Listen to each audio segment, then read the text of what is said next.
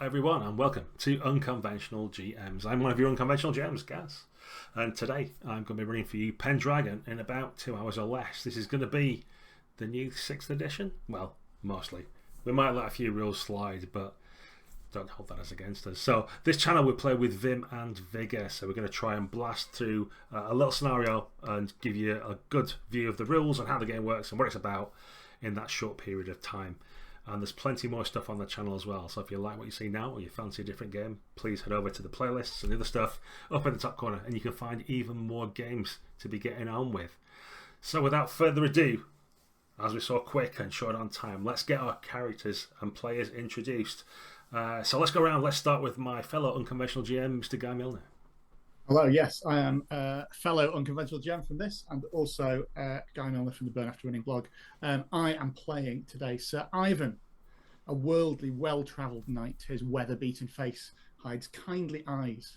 He's learnt in his travels around the world of the great how to have a positive view of humanity, and is at all times merciful to a fault, even to brutal Saxon raiders that his companions would maybe want to put to the sword and punish. He's always keen to give people a chance and do that. But maybe his worldliness is his undoing. He's seen and done things in his travels that he has not reported or shared with the Knights of Pendragon in case they judge him too harshly.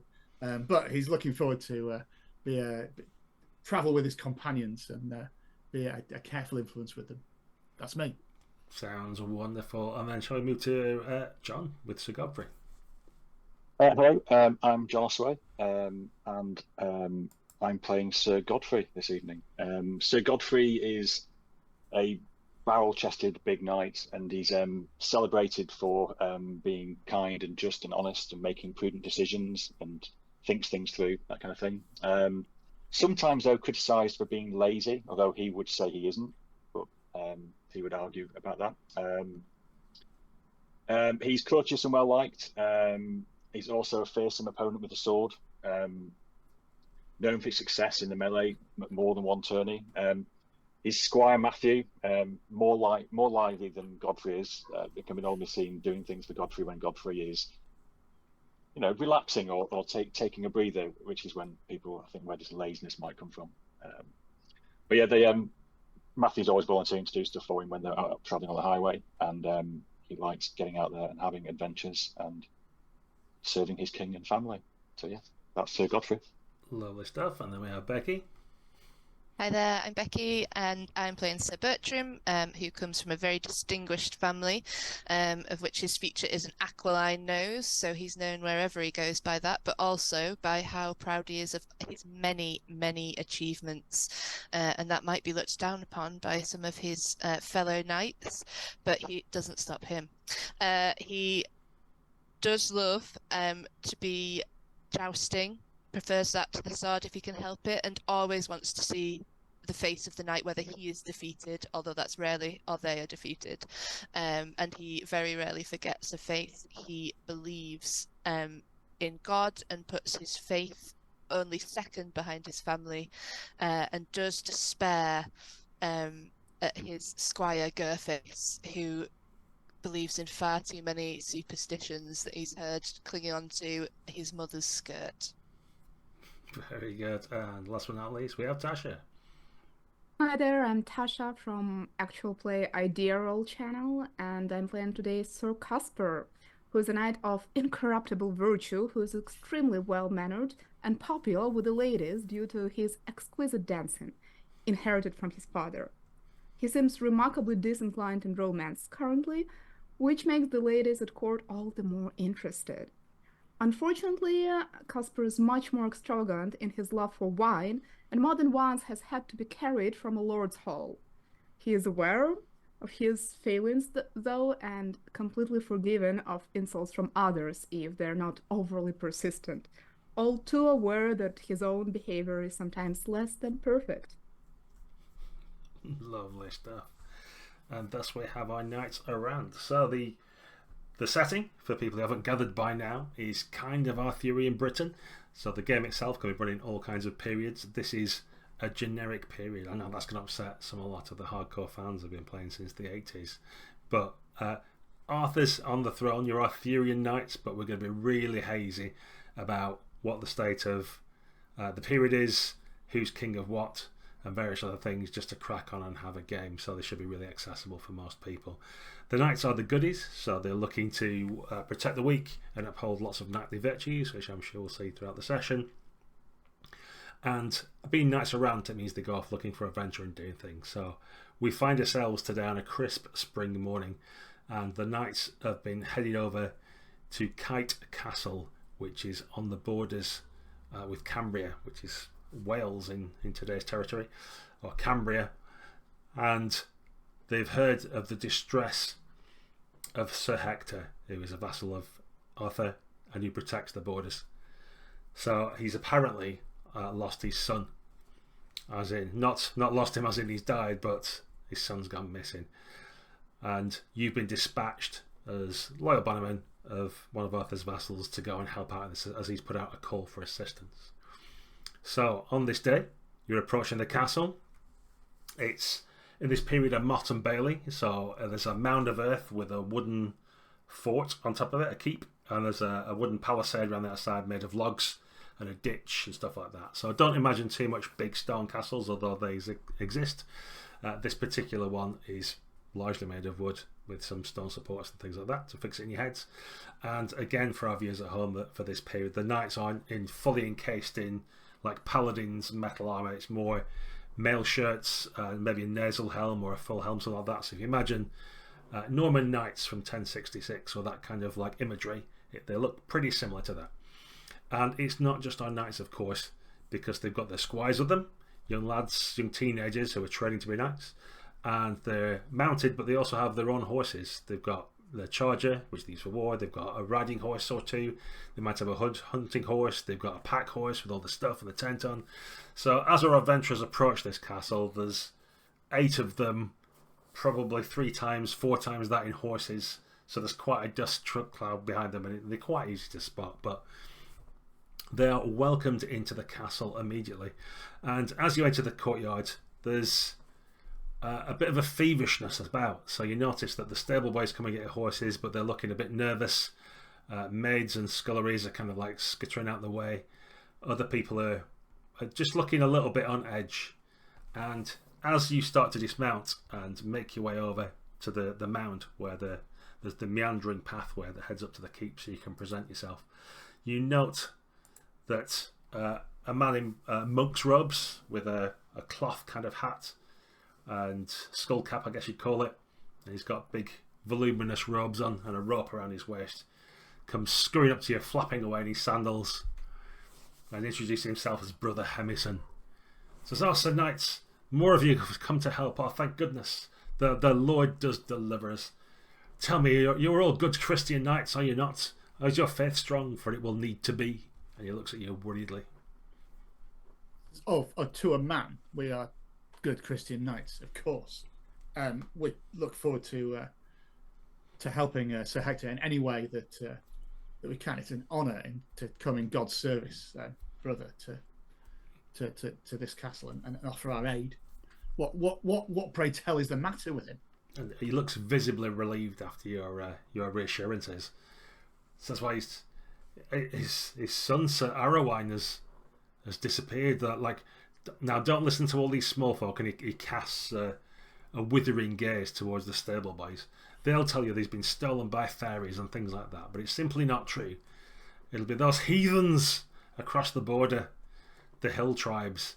They'll have captured him on a hunting expedition or something like that, and no doubt a message will come for ransom or something at some point, but we just need to go and get him back. God knows what they're doing to him over there with their strange ways, but don't listen to any of the nonsense. Anyway, I should guide you to our Lord. Well, please do. Come, follow me. I'd be so delighted to see you. And could you all make for me an awareness check, please, just to get some dice rolls on the way and see how this works. So for viewers at home, we're rolling a d20 against our awareness skill and trying to get equal to or under it.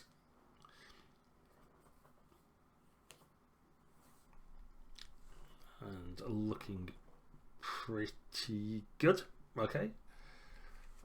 So I guess, Sir Ivan, you're preoccupied with chatting to the priest and swapping psalms or whatever it is that you do. There was a mention of fairies, and I immediately, people who made their awareness check on my character would see my eyes prick up, and an unseemly interest in that appear. I didn't hear the stuff about heathens.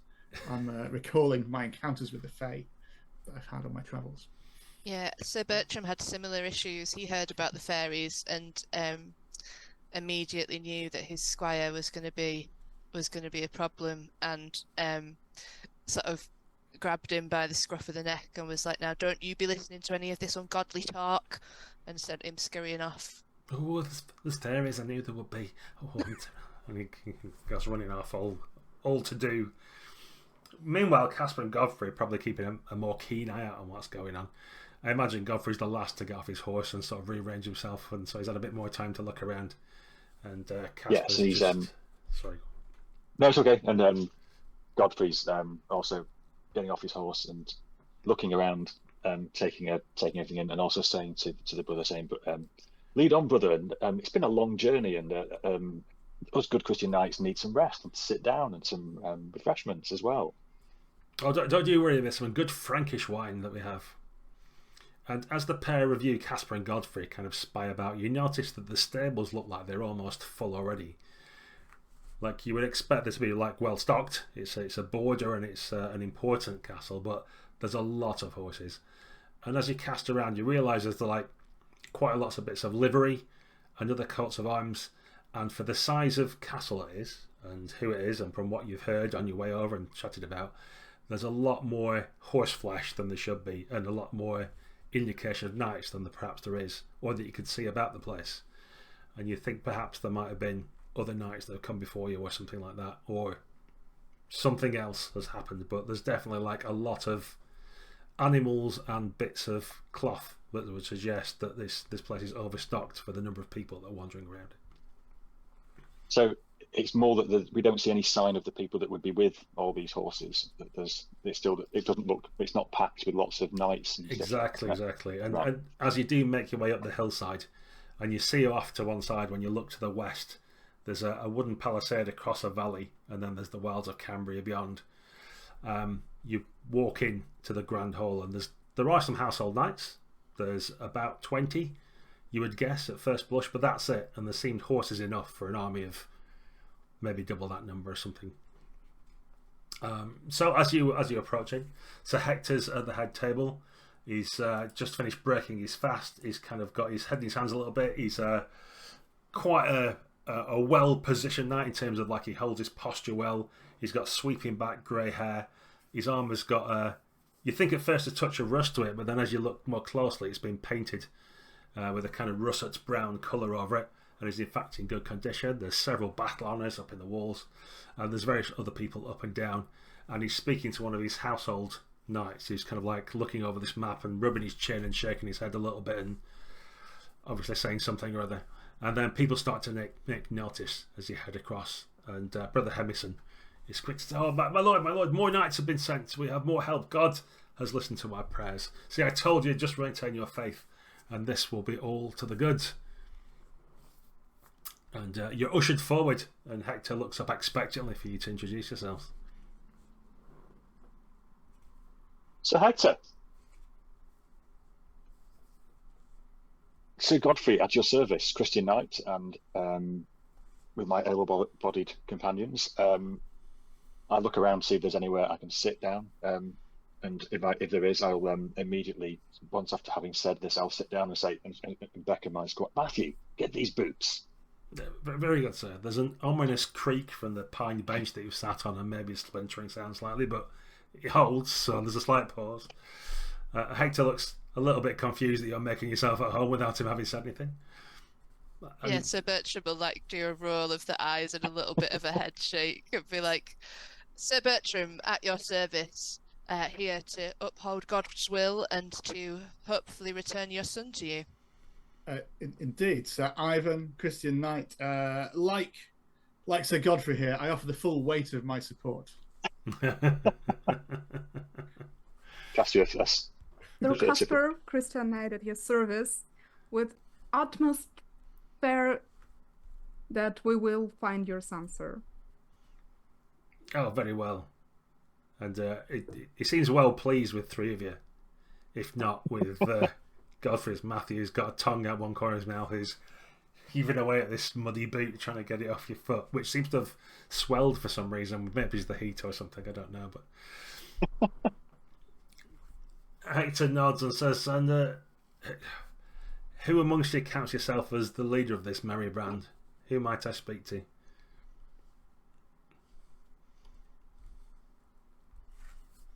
And if no one's stepping forward, I would suggest whoever's proudest might want to. I was just going to say about that. I think Sir Bertram should probably. Looking at Sir Godfrey's lack of pride, it's not him. Yeah. Sir Bertram counts himself as our leader. Yes. Yeah, Sir Bertram steps forward. We all know that Sir Bertram widely known. Yeah, and frequently tells us that. Yeah, with my many valorous acts behind me and many more to come, it is I who lead this group. God willing. He does. He nods and kind of beckons you forward to look at this map that he's got with him and a couple of his friends. You notice that the friar that was with you is looking at you and shaking his head, and whispers to the others like, "Modesty is one of the godliest virtues, is it not, my brothers?" I would like to shout across as Bertram moves forward, saying, Am I right in believing that Bertram and us are leading your other knights? I saw there is signs of a large retinue here. There are other knights that have been here before, but if you'll forgive me, I wish to speak to the leader of the group. I'm sure he can disseminate the information. It's fine. Matthew, find me some wine. Yeah, very good, sir. Yeah, just clean my hands. They're a bit muddy now. You said wine? Huh? And as you get to straight away, a page boy comes out with a big flagon of this reasonable quality Frankish wine. He starts pouring out for everyone who wishes some to slip their thirst. That's more like it. And Bertram, as you get close, you can see that marked on this map, there's a variety of topographical areas of the hills and valleys nearby of Cambria, and marked on are probably areas where some of the hill tribes seem strongest. And there's obviously a murmuring and conversation amongst the other household knights that it's one of these tribes that must have kidnapped him or taken him away when he was hunting or something. And they're trying to work out the best approach to take, how not to antagonise them too much, how will they send a sortie forwards, that kind of thing. And after everybody started giving their opinion, Hector looks up to you and says, and what of you, Bertram? What do you say? And you can make a battle roll for me to see if you can come up with something that seems suitably appropriate.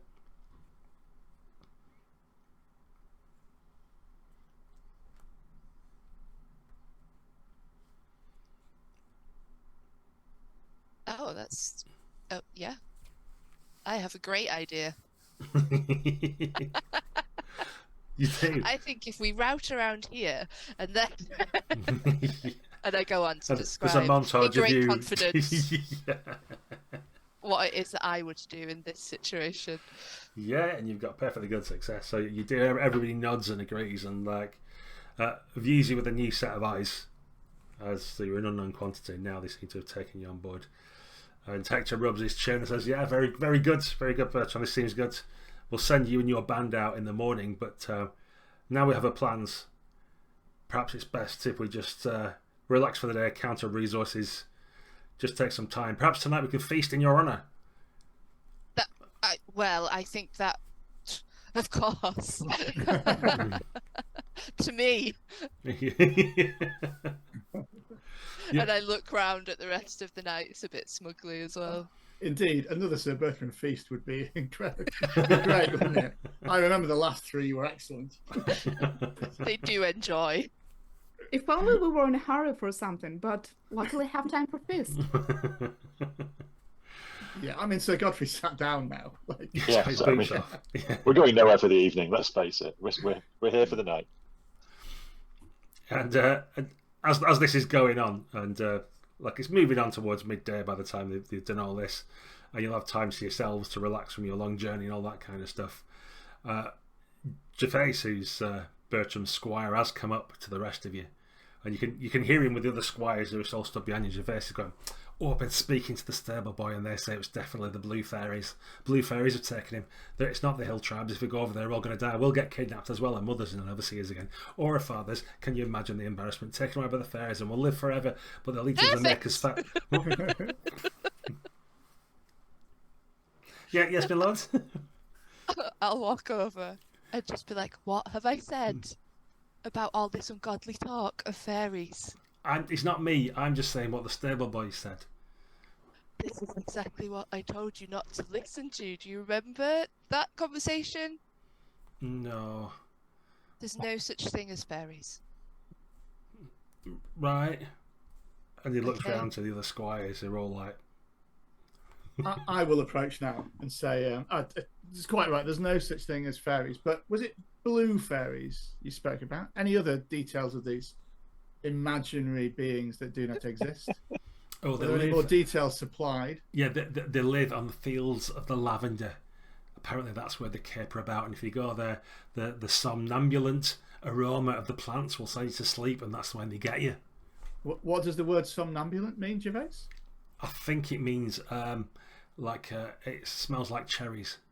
And Yeah, you can see them like floundering. Yeah, that's probably right. Yeah, I think. Blue fairies. Have I? So I will search my memory to see if I've heard of such a thing. You can make a folklore roll for me to see if you can. Whilst dismissing it as nonsense. That's clearly the rubbish. As nonsense, but a harmless story. Probably, I'd say it's probably to ease the minds of these poor folk who are just upset about their missing lord. Yes, a success. Blue fairies specifically, maybe not in the way he's talking about, but you have heard that in Cambria there are blue giants that are our creatures of the fae realm. That doesn't sound like good news to me. That's not, yeah. Giants. If you had kind of cherub-like images in your head, you need to adjust.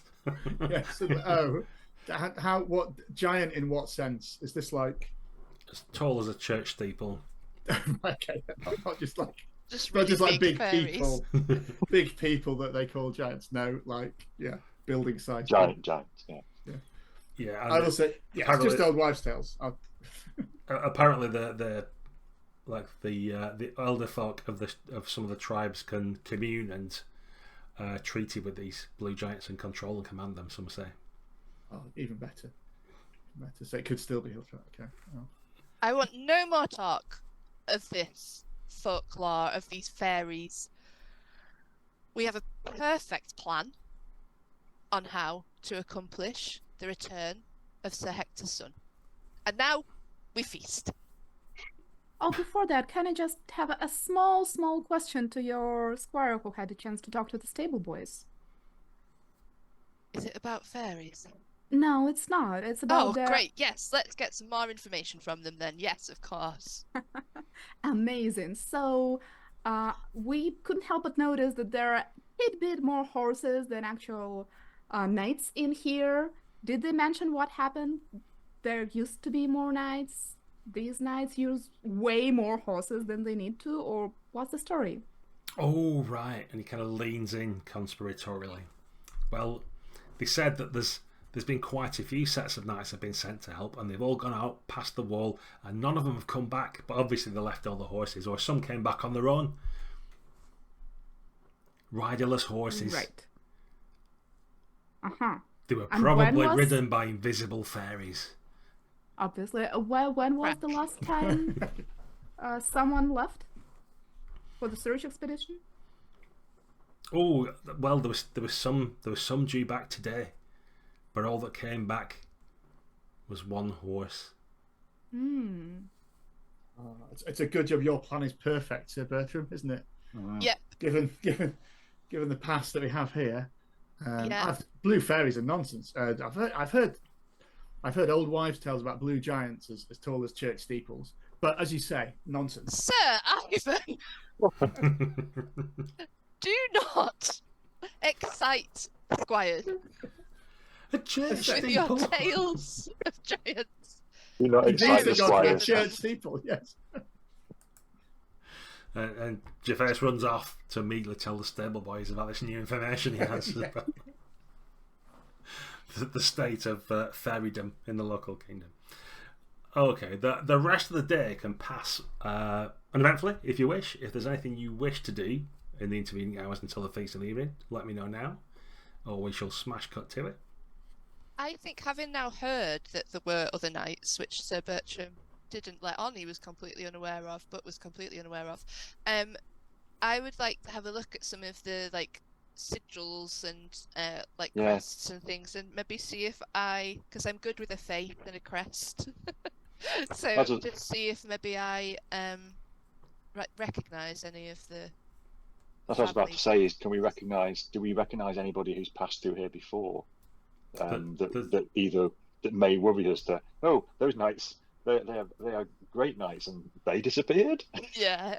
There is an excellent skill for this called recognise, which anybody wishes to roll to see what they know. Well, Sir Bertram it was. Okay. I'm happy to have a go as well, unless it's a party roll. I don't know. Or... It's Bertram succeeded anyway, so that's good enough. It's all good then. I'll assume you're pooling your knowledge anyway, but yeah, a variety of knights. Some you know, some you don't. Probably the most noteworthy was Sir Leander, who was a landed knight of his own. So he wasn't an errant like yourselves. He was a vassal knight. He had a wife and lands, and probably was one of the sort of troubleshooter is the wrong word, but that probably gives you the right feeling for him. He's a good, trusted, well battle-honoured knight that would normally get sent to help Arthur's other vassals out if they had a spot of trouble or something like that. He was kind of like a go-to knight. Well recognised on the tourney scene, quite often won either the Grand Melee or something like that with his team. So definitely an accomplished knight, and his coat of arms is seen draped over the side, half buried in some others, but you notice that one or two of the horses look especially fine as well. There's an Andalusian destrier amongst the others as well, which is a few hands higher than the other chargers and horses that are there. Well, I will return to find, or if we're together, I'll just mention this and be like, was it Sir Lorien, did you say? Leander. Sir Leander. Sir Leander is among those who have ventured forth after Hector's son already. Imagine the glory of not only rescuing Sir Hector's son, but Sir Leander as well. And also doing what Sir Leander couldn't. Indeed. Covering his body, possibly. In that case, the next tourney will be much easier.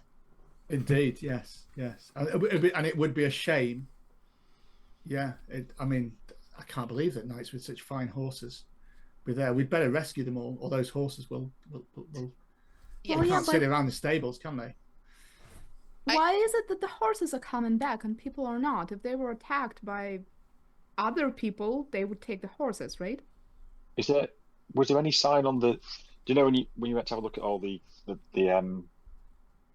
livery and stuff like that? Was there any sign of blood or damage? Or there was? Yeah. Yes, there was.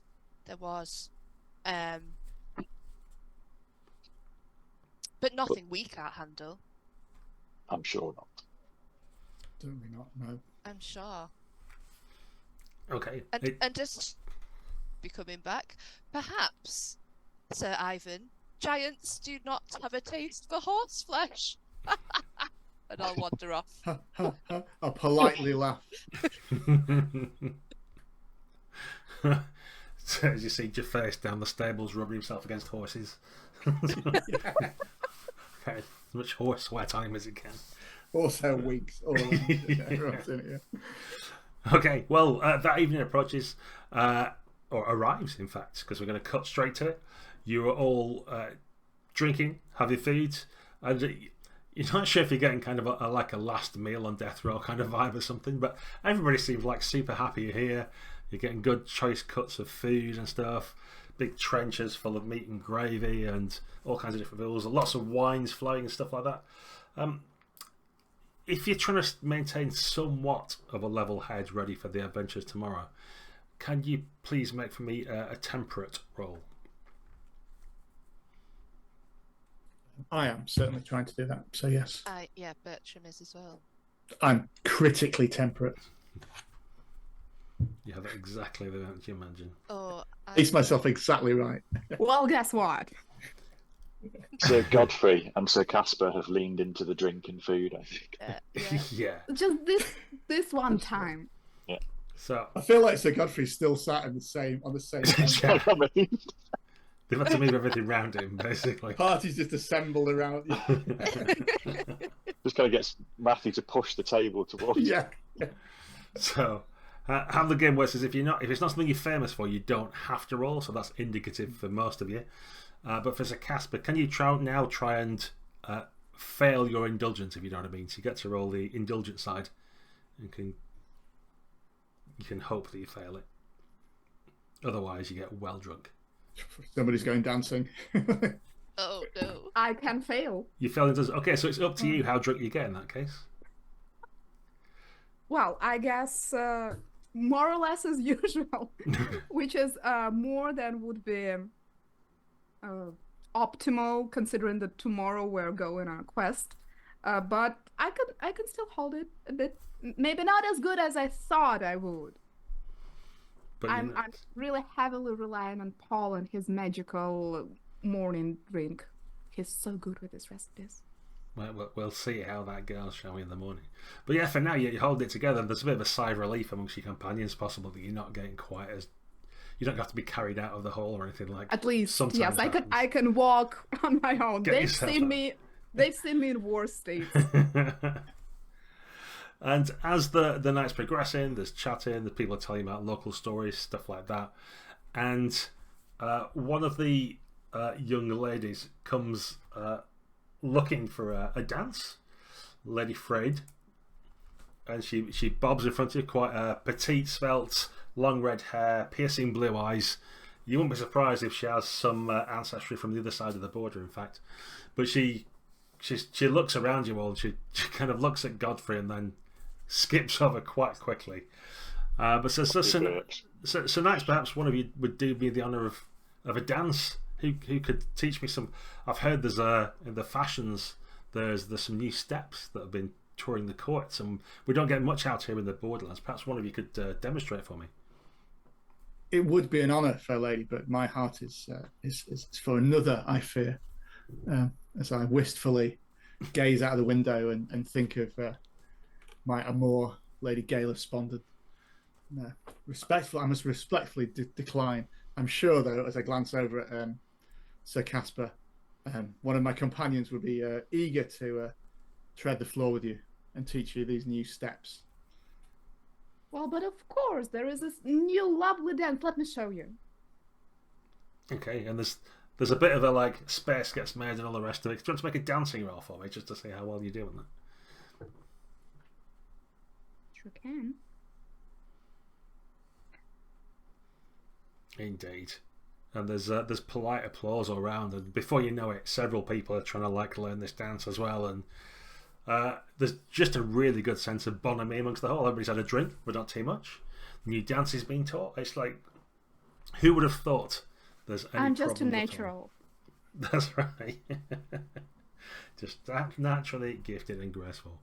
And could you make an additional awareness check for me while you're doing it, please? All of us, is that? I'm not as good as in awareness as I Yeah. am in dancing and drinking. Yeah, you're lost in the moment, of course. Anybody else who's paying attention to what's going on can also do that. No, I'm thinking of Lady Gale. That's right. You still staring gazing out wistfully the window. Yeah, still, yeah. Godfrey is taking in the room from his vantage point and allowing people to think he's not paying attention and indulging himself. So he is aware of his surroundings. Yeah. So Bertram was about to do a toast to himself, and now there's less people to listen. So he's got his eye on the room instead, Pouting looking a a bit. bit grumpy. Yeah. What the pair of you notice is that amongst all the dancing around and stuff like that, that this lady has put a stalk or a sprig of lavender in the back of your friend's quilted jacket, basically. So like stuck the stalk through the padding and pressed it in, so it's in the padding of the undergarments. And there's nothing particularly bad happens or anything like that, or any ominous feelings, but it is a thing that's happened. And I'll look to Sir Godfrey and join him on the bench and be like, "It's unusual, isn't it?" It is. I know we don't believe in such things, but my worry is that some people do. Yes, There was talk of lavender and the Fae, and we know it's hogwash, but if they believe in it, belief is a powerful thing, as we know. it is. It is a powerful thing, and so is God. I am sure it's just a keepsake. I'm sure. And simultaneously, this conversation is happening. So Ivan, a young girl has come to you. She's been pushed forward by someone else, and she's got like a little a pressed piece of parchment that she holds up and looks at you all dewy-eyed and says, "Oh, sir, I've made this for you. Will you keep it with you?" There's an offering of this. Oh, of course, yes. What's on it? Is it like a pressed sprig of lavender? What a beautiful flower for me. Oh, that is what a fine gift. I will treasure it and carry it into battle with me when we go west to the hill tribes and rescue. No, sorry, definitely yes, yeah. I'll like fold it up and do it. I'm not going to roll trusting. I'm just going to make it Just be trusting. be legendarily trusting as I am. That's yeah, put it next to my heart. Oh yeah, and there's little tears in her eyes. I sort of think, oh, and there's a little round of applause from people who are watching nearby and stuff like that. Okay, well the rest of the night passes uneventfully unless there's something you wish to instigate. Well, I'll take that as no. So the next, I was saying to Bertram, do we tell? So I assume we haven't seen what happened with Ivan because we were too busy looking at the dancing. Correct. Yeah. We're not. I'm not a superstitious knight, and I believe that's all. It is all superstition. But I'm wondering whether we tell Sir Casper what happened, in case it's marking Sir Casper in some way. I don't know whether they're marking. I'm worried that if there's a spy in our midst and there's Oh, indeed. shoot the one who wears the lavender. I don't know. I'm thinking more in terms of banditry and that kind of thing, and marking us out as being game to be ambushed. Well, not that I'm a coward, but I don't want to get shot. There's no lavender Just check you. anywhere, Okay, I'll just check Bertram. There's no lavender. We check for lavender. But I'll check you in return, Sir Godfrey. And then we should tell Sir Casper in case it worries Sir Casper. Yes. So we'll attempt to do that when we're away from the people who are dancing before people turn in for the night. Well, or potentially in the morning when he's slightly more sober. Yes. Yeah. Okay. As the night wears down, what typically will happen is visiting nights is you'll stay in the hall just out on the benches. You'll just find a place where you can sleep, as everybody else goes back to their lodgings or whatever else. So. Yeah. Well, perhaps as whichever of us has to help Casper to a bench, we'll make sure it's either me or Sir Godfrey, and we can remove the lavender mark and then tell them about it in the morning. Yeah. Very good. And as the fire burns down in the fireplace to its cherry red embers, the dogs are snuffling around looking for bits of food in the straw, and you can all lie down and have some blissful sleep. Then it's the next morning, and Casper, you're awoken by your squire. He's got a large tankard next to him. You can hear the sloshing of the raw eggs and other fine ingredients. So come on now, sir. A bit peppery in the morning, this one. It's a bit peppery, but it'll spark you right. Come on then. And he's got his cure. I didn't have that much wine yesterday. Oh my head. And there's the camera blissfully pans away as we hear the chugging, guggling sound of the cure going down in the morning. And Godfrey awakens mainly because his squire's got his fingers in his eye, poking his eyelids open. Sir, are you okay, sir? Are you in there? Come on now. Godfrey sometimes sleeps with his eyes open, and his squire sometimes worries that he's lost Sir Godfrey for a sixth time this season. His special poking fork he uses to make sure that he's still alive. And yes, you can hear morning prayers being said somewhere, and the cockerels crowing and that kind of thing, and you can all awaken and get ready to be off. And yeah, I think Sir Bertram will be doing some praying this morning. You do all that, and then is there anything you do before you're going to head off into Cambria and try and discover what the trail of Sir Arowine? I think we should discuss the lavender. Yes.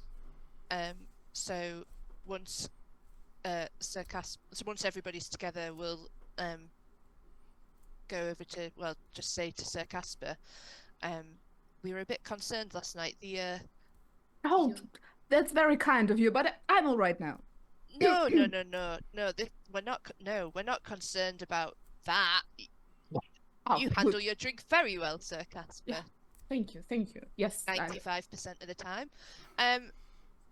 What we were concerned about was the young lady that you danced with appeared to have put.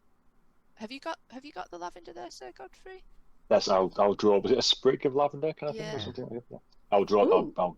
I'll surreptitiously draw out and kind of like in our circle where we're talking, kind of thing, and show it to Casper. Positive I would have remembered if she would have given me flowers. Well, yeah, she didn't give them to you. She pushed them through your padded jacket. Ooh. And we were a little concerned that if there's a spy, this might be a sign of this is the person to take out. Or maybe what happened was they forgot I was the leader, and so they put the lavender on you to weaken the party, Yeah. Maybe they only could get to me because you were not dancing, as far as I remember. No, well, that is true. Yes. Well, none of us dance as well as you. So As I mentioned yeah, this, that is very true. Sir Ivan doesn't make any link to the gift that he had at all, but does search his memory for anything to do with lavender that it might be done in the folklore. I would actually like to do the same if I can remember the meaning of lavender or something. Sure. Yeah. I'll have a go if you. I'm going to run this game old style where we make rolls all the time. That was close. It's an old game. Yeah, that's a success. Okay. Yeah, you the sort of things you remember, because there's not a specific thing for lavender per se, but you do recall that certain fair creatures have affinity for certain natural things. So it would lead you to believe that there's some kind of link between, if it is fairies, which obviously it isn't because they don't exist, as we've well established, then there would be some kind of it could be used, for example, as a marker of something. If you could, like, fairies quite often want to make deals with you that are disadvantageous, and they'll try and twist the true meaning of stuff like that. But if you were sending someone to be a representative or a gift or something like that, then you would mark them with a particular natural item that would relate you to that thing. So you might be presented, if you had a sprig of lavender, for example, you might be a representative of someone, or you might be, this is our offering to you, or it might be, these are the people that are allowed safe passage, or these are the people who shouldn't be allowed safe passage, or something like that. So it's clearly got some significance to a certain type of fair creature or little faction or something like that. But well, I'm sharing it. Yeah. What it actually means in this instance, you don't have enough to go on. Mm-hmm. Or it sounds dangerous with the potential of non-existent blue giants in the Hillfolk. I'll look around and obviously notice Gervais and the other squires listening to me tell his tale. Sounds dangerous. I would not. Maybe don't keep it on yourself. You could maybe give it to your squire. That'll be safer, Sir Casper. A squire? No. You know what? I'll just keep it with me. I mean, if it's a mark, then it should be visible from a side, and if it's in my pocket, nobody can see it, right? And then we'll see what we encounter, and if need be, I can quickly pull it out and show that we have the rite of passage or whatever. Very wise, yes. Yes, as long as you don't have it on show, I'm sure no harm will come of carrying a sprig of lavender from a maiden. We'll be fine. And it's a good plan, because if it cannot be seen as a signal to people, then we should be fine. Exactly. But as you said, if we are asked for it, or if we are asked for this secret sign to pass through a particular realm, then we have it. Yeah. Agreed. Okay. All very good. And with that, you send your squires to go about the business. They saddle your horses. You can break your fast, get yourselves prepared, do whatever your morning routines are, be they prayers or getting your boots on or whatever it is that takes you half an hour in the morning. And then you're saddled up and ready to leave. There's, by this point, a small group of people of a variety of stations, from the seneschal of the castle down to the stable boys, who have kind of assembled to watch you off and wish you good luck and all the rest of it. You probably, you definitely don't have to make rolls to notice that Gervais under his saddle has got like a whole bunch of lavender that's like sticking out all purpley and floral. And there's a definite smell about his horse now, like an old lady's underwear drawer. It's packed with herbs. Is there any sign of the lady who was dancing with Sir Casper last night, or is she not here? She's not around now. In fact, none of the ladies have come out. It's just the gentlemen. Okay. Or there might be an odd maid or something like that, but of the higher station people, yeah, it's just gentlemen. Would we be able to take that other horse with us? The really nice one? Because, Sir... Leander? Leander. Yeah. When we find them, they're probably going to want to ride back. On their horse. On their horse. Yeah. So I feel like it's sensible to take such a great knight his horse back. Right. Well, it's like a super expensive posh horse. So you're going to have to make a trusting roll for me when speaking to the seneschal to see whether he thinks you're actually doing it for that reason, or whether he thinks he may not see this horse again. We've only got about 15 horses as well. Like, we might rescue more knights as well. Yeah. Down to last Really, 15. do we need to bring the entire... all the horses? Well, I mean, the other knights could walk back, but, to bring... I've forgotten his name again. What is wrong? Leander. I'm going to type it into the Put it in dice. the chat. Famous knight, Leander. No, I feel like Bertram doesn't want to remember Sir Leander, really. It's like, Yeah. who is this guy? Serving Yeah. my horse now. Yes. Yeah. It would be good to be, in their favour as well, I imagine. Yeah, okay. Well, you managed to convince people, and everybody seems like quite positive about it. So yeah, Sir Leander's horse is Cool, good, yeah. given some of his livery, which has hastily had the blood blotted out of it as best people can, but you can still sort of see that reddish brown stain. So you're allowed to take that along with your other 15 horses that you have in your entourage. Great. And you can start to make your way out. So the first part of the day passes relatively uneventfully. It's a nice spring morning, and fairly soon you reach the palisade which covers the gap in the valley. And obviously there's some of Sir Hector's men, his men-at-arms and a knight, that are looking over that, but they wish you well. The gates are opened, they're aware of who you are and your mission. And the knight on the battlements, I've forgotten about it, Sir Elwine, wishes you well. Says, I hope you do better than the last set, he says. Or the ones before that, says one of the men-at-arms. Or the ones before that, says another joker from further down. And they all have a little bit of a laugh amongst themselves. And Sir Elwine says, less of that, these are good knights, I'm sure they'll do well. Isn't that Sir Leander's horse? One of them said. I'll just shout back, if God is willing. Well, take heed, brother knights, on the far side. Don't trust the hill folk. They're a treacherous bunch. They're not good, honest knights like ourselves. They'll tell you night is day if you give them chance. And watch out for the giants, says one of the men-at-arms. And Gervais visibly quakes on his Gervais. thoughts. Oh.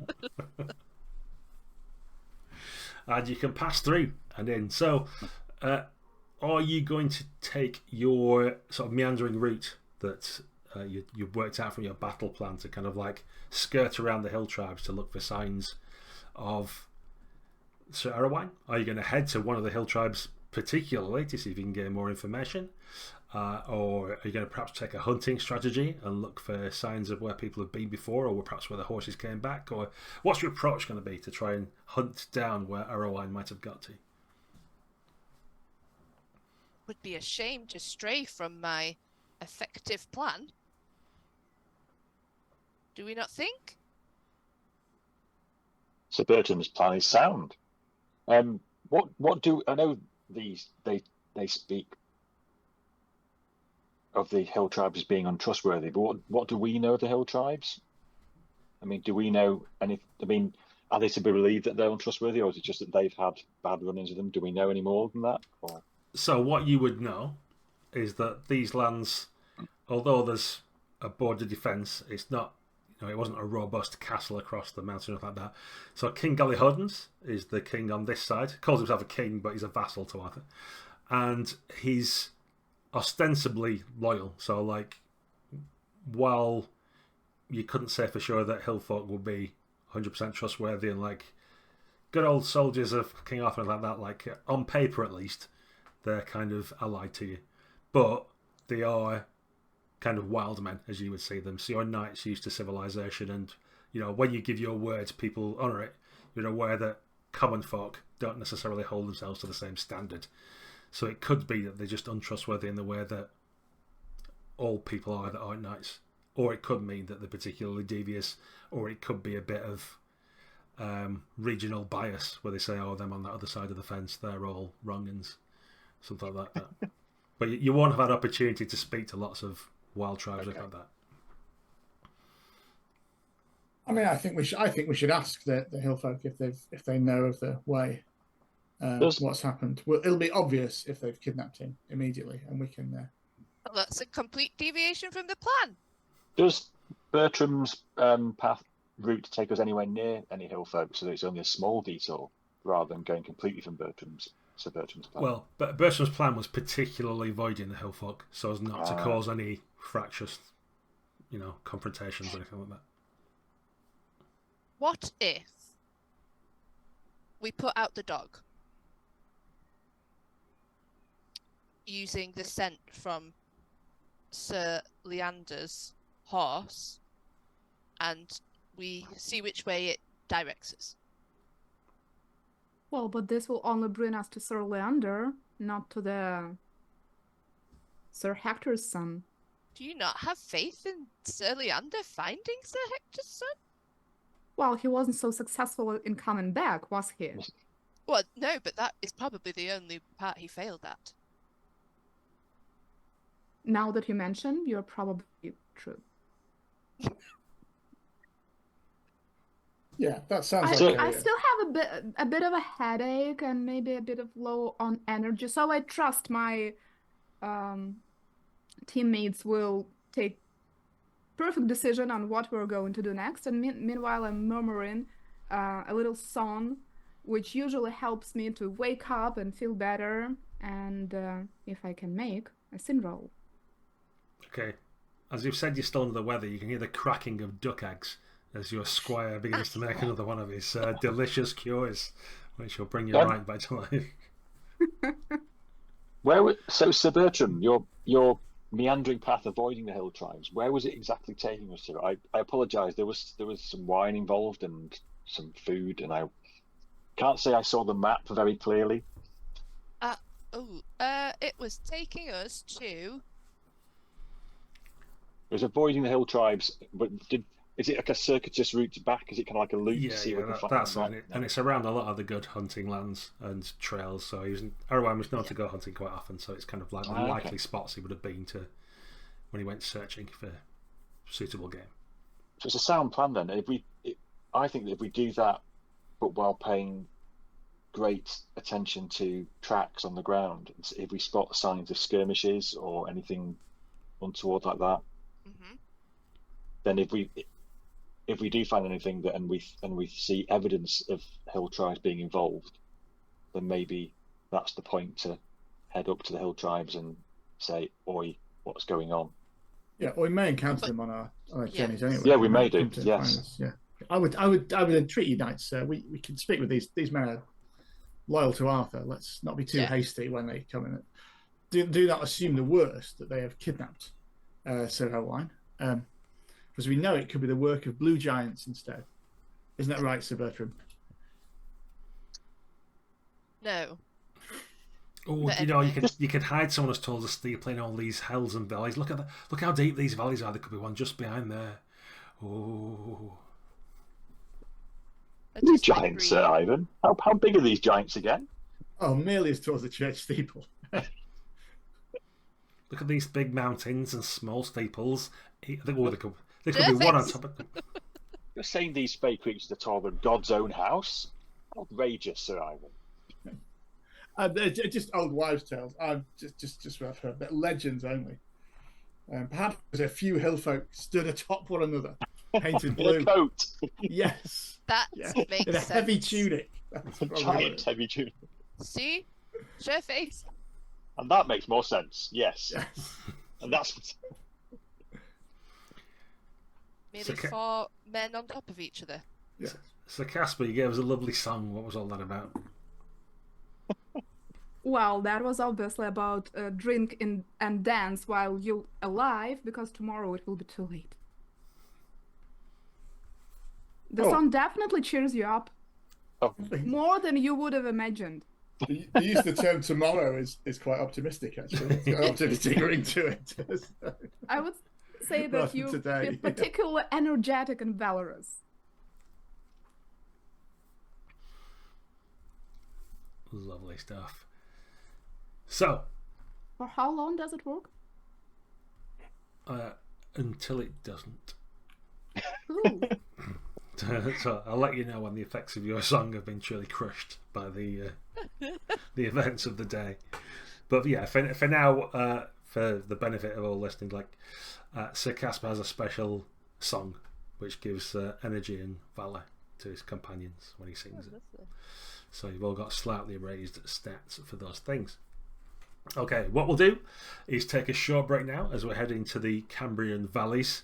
You note on this side, as you start to wend your way through them and follow the trails, that the sleet grey skies have crept across, and what was a bright spring morning is now ominously dark, and big fat oily drops of rain have pitter-pattered and slapped upon you and made heavy noises as it starts to ping off helmets and things like that, although it feels yet like it's not willing to rain properly.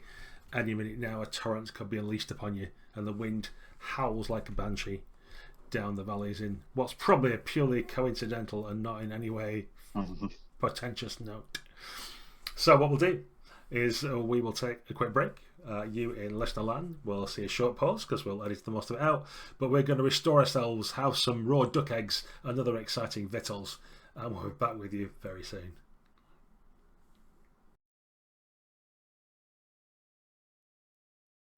And welcome back to Unconventional GMs playing Pendragon 6th edition. So in the first part, our knights were travelling to find out what had happened to Sir Hector's son Sir Owain, and spent the first part of the adventure around the castle wondering what might be occurring. Heard tales of blue fairies and all sorts of things, giants as big as church steeples. But that of course is all nonsense, as they well established. They discovered that lavender seems to have some kind of play a part. Maybe it's a local custom, but one or two of them picked up a sprig of that and carries about them. And Gervais, the somewhat nervous squire, has a whole bushel of it under his saddle. And they've travelled into the lands of Cambria under King Galihud's watchful eye. Apparently, he's a loyal vassal of Arthur, so this should be no problem.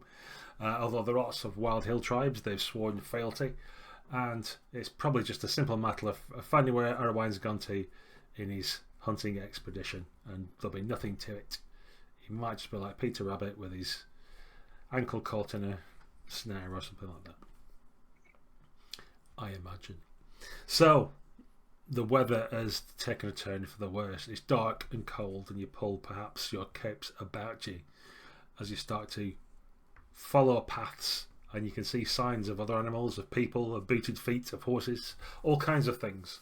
Who amongst you is good at hunting and will try and lead the way and not take you to perhaps more dangerous paths? I think I'm probably the best hunter. I mean, Bertram no doubt says he is, so... I would say to say Godfrey's good at hunting is kind of like the opposite of what he is when it comes to hunting. He normally gets Matthew, his squire, to do such things. So Bertram, do you want to make a roll for us? Yes. Can I send out my dog? Sure. Would that gets? I think that gets me a +3. Sure.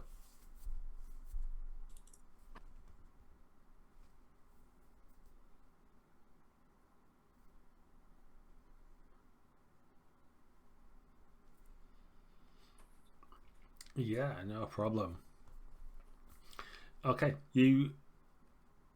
although obviously a lot of time has passed, you can definitely spot the path of not just probably Ciliander and his entourage, but maybe 3 or 4 other sets of knights who've come with squires with 15 to 20 horses and that kind of thing. So although nature takes its course, it's like that amount of traffic has left a very obvious trail which you can follow.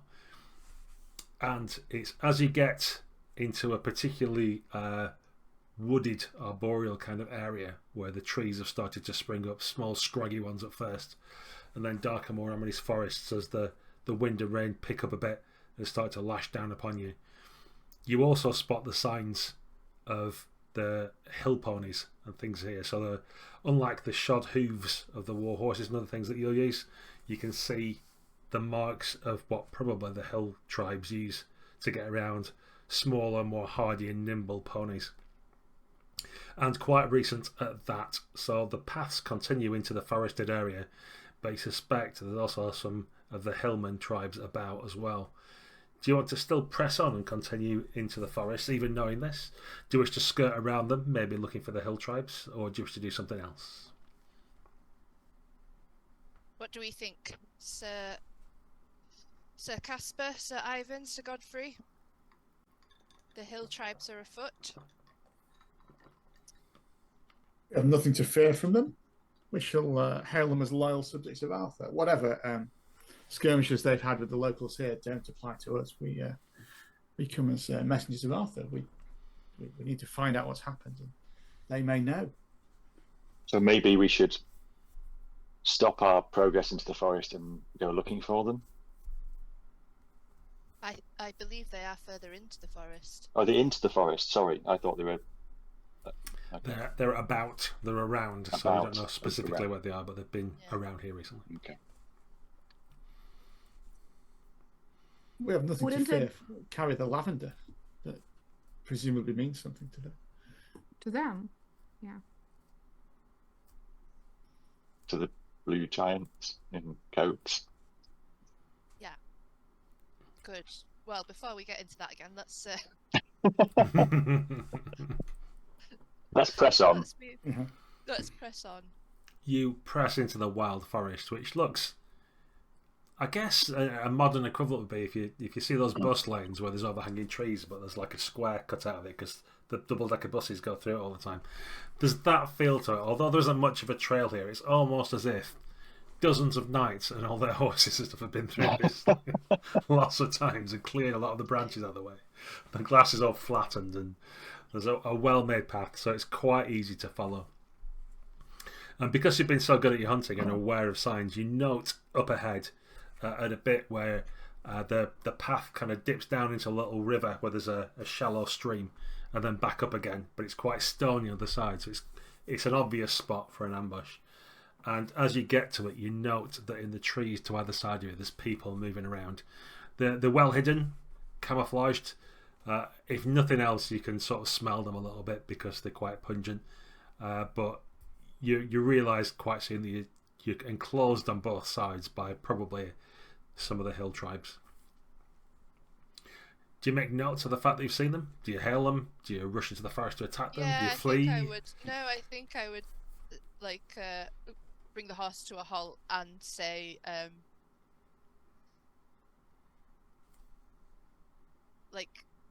good day, vassals of Arthur. And there's a hollow laugh that comes from deep in the undergrowth. We bring the lavender for safe passage. That too. With that, a quite striking woman, probably in her 20s, comes out. She's got a half blue-fainted face and wears a lot of not rancid animal furs, but they've obviously not been cured to the standard that you would like, because you can still smell some of the old fat on them and stuff like that she's wearing. And she looks it up and down and says, "You brought the lavender, have you?"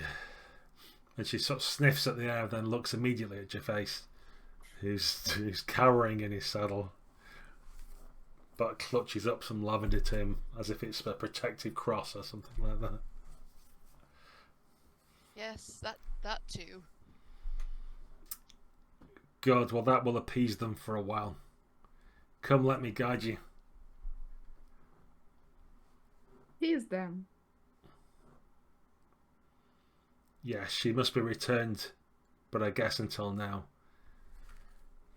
your flesh and bones will keep them quiet. Can you be a bit more elaborate on that particular note? Well, I mean, there's not many of you as normal, but she looks over at Godfrey, says, "That one's good for eating at least 2. He'll last a good long while." Oh, how they'll appreciate when they turn him on the spit and you hear the crackling of his skin and the spitting of his fat dripping into the fire. I can imagine the giants will be well pleased with that tasty morsel. Giant, listen here, rabbit lady. We'll have less of this. Yeah, I think there's been a misunderstanding. Nobody's going to be turned on the spit here today. We just want to find Sir Erowine. We realise that our fellow knights may have been less, may have not come in such glad, peaceful demeanour as we do, and possibly even attacked you on sight. But we're just peaceful Christian knights seeking the return of our lost fellow. I'm sure as fellow loyal vassals and subjects, you'll help us in this. We are not so different. As he sort of holds his nose, like we're not so different after all, really. As I sort of lean down towards this stinking woman. Returning you, well, this all started because your Hector stole the giant's wife. If he'd just returned her, then maybe they'd let his son go. But Sorry. no, instead he He did what? sends war Yep. parties through. He abducted a lady in secret. That is a very serious accusation. And what are you? When you say giant, what word?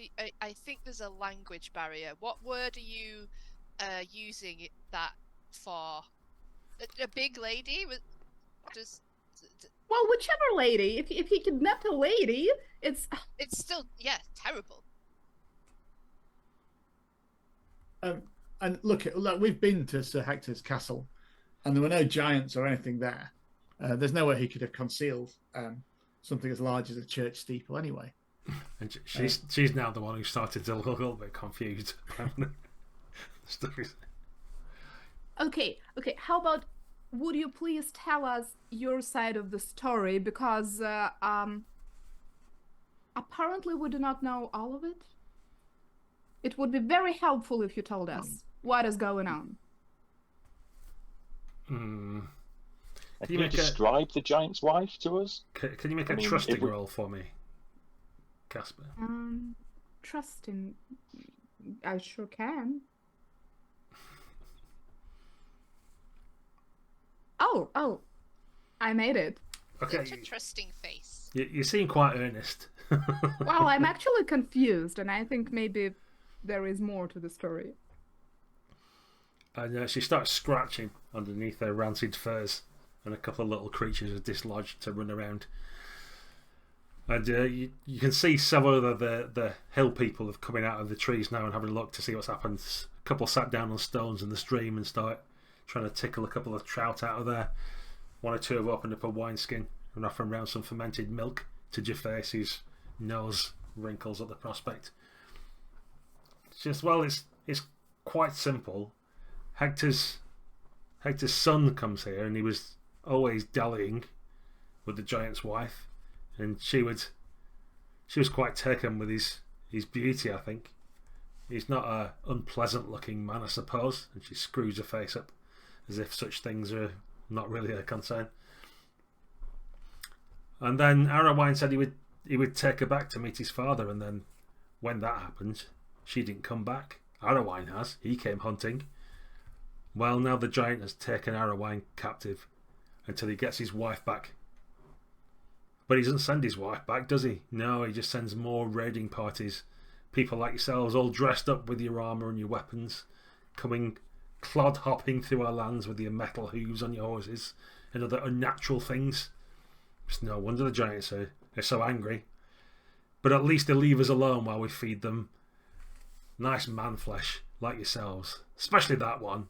And everybody looks over at Godfrey and one of them tries a gentle prod of your meaty thigh. Yeah, he'll keep them happy for at least a good week. We won't need to fear them at all. Are you telling me that all of the previous searching parties were eaten by a local lord whose wife presumably was taken from him? Oh no, by the giant.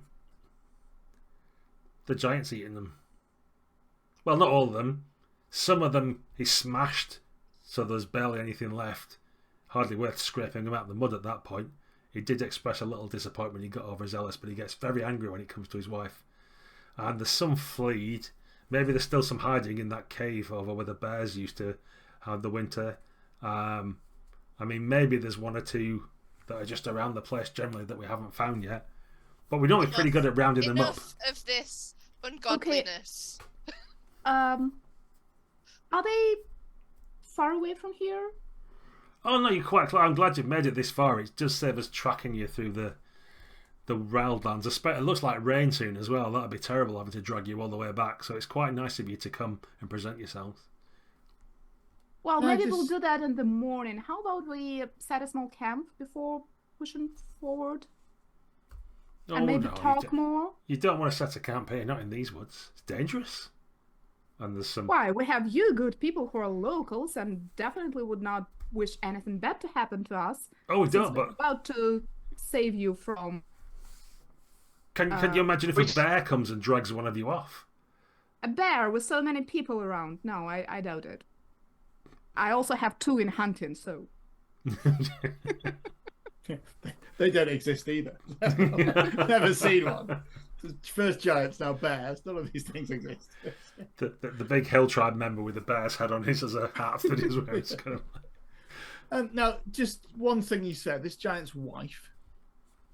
By wife, this is a marriage consecrated before God and man, is it? No, we Taking don't place have in any a truck Christian with that church. nonsense. King Galihodans might say he's Christian now, but we still hold to the old true ways. Your false white Christ is no use here. No, you're in the real world now. And everybody starts nodding and making various signs, which are not of the crossing themselves variety. They are entirely different, in fact. It sounds to me like Sir Owain hasn't stolen anyone's wife. He's just offered somebody a better life away from a terrifying giant. And Of a man. a terrifying big man. Yes, but even if that has happened indeed, I have some questions why Sir Hector would not reveal it to us. If it was a rescue mission for the damsel in distress living with an ugly giant, Of a man. he would have certainly told us so that we are prepared. While all this back and forth and conversation is going on, Sir Godfrey's trying to get a measure of how many are surrounding us and how prepared they are for a fight. It's just because I'm kind of like I'm letting them insult me at this point just to not rile. I'm trying to work out how many there are because I see it feels like Sir Ivan's slightly escalating it by questioning the married and stuff like that as well. So I'm just trying to get a bearing on that.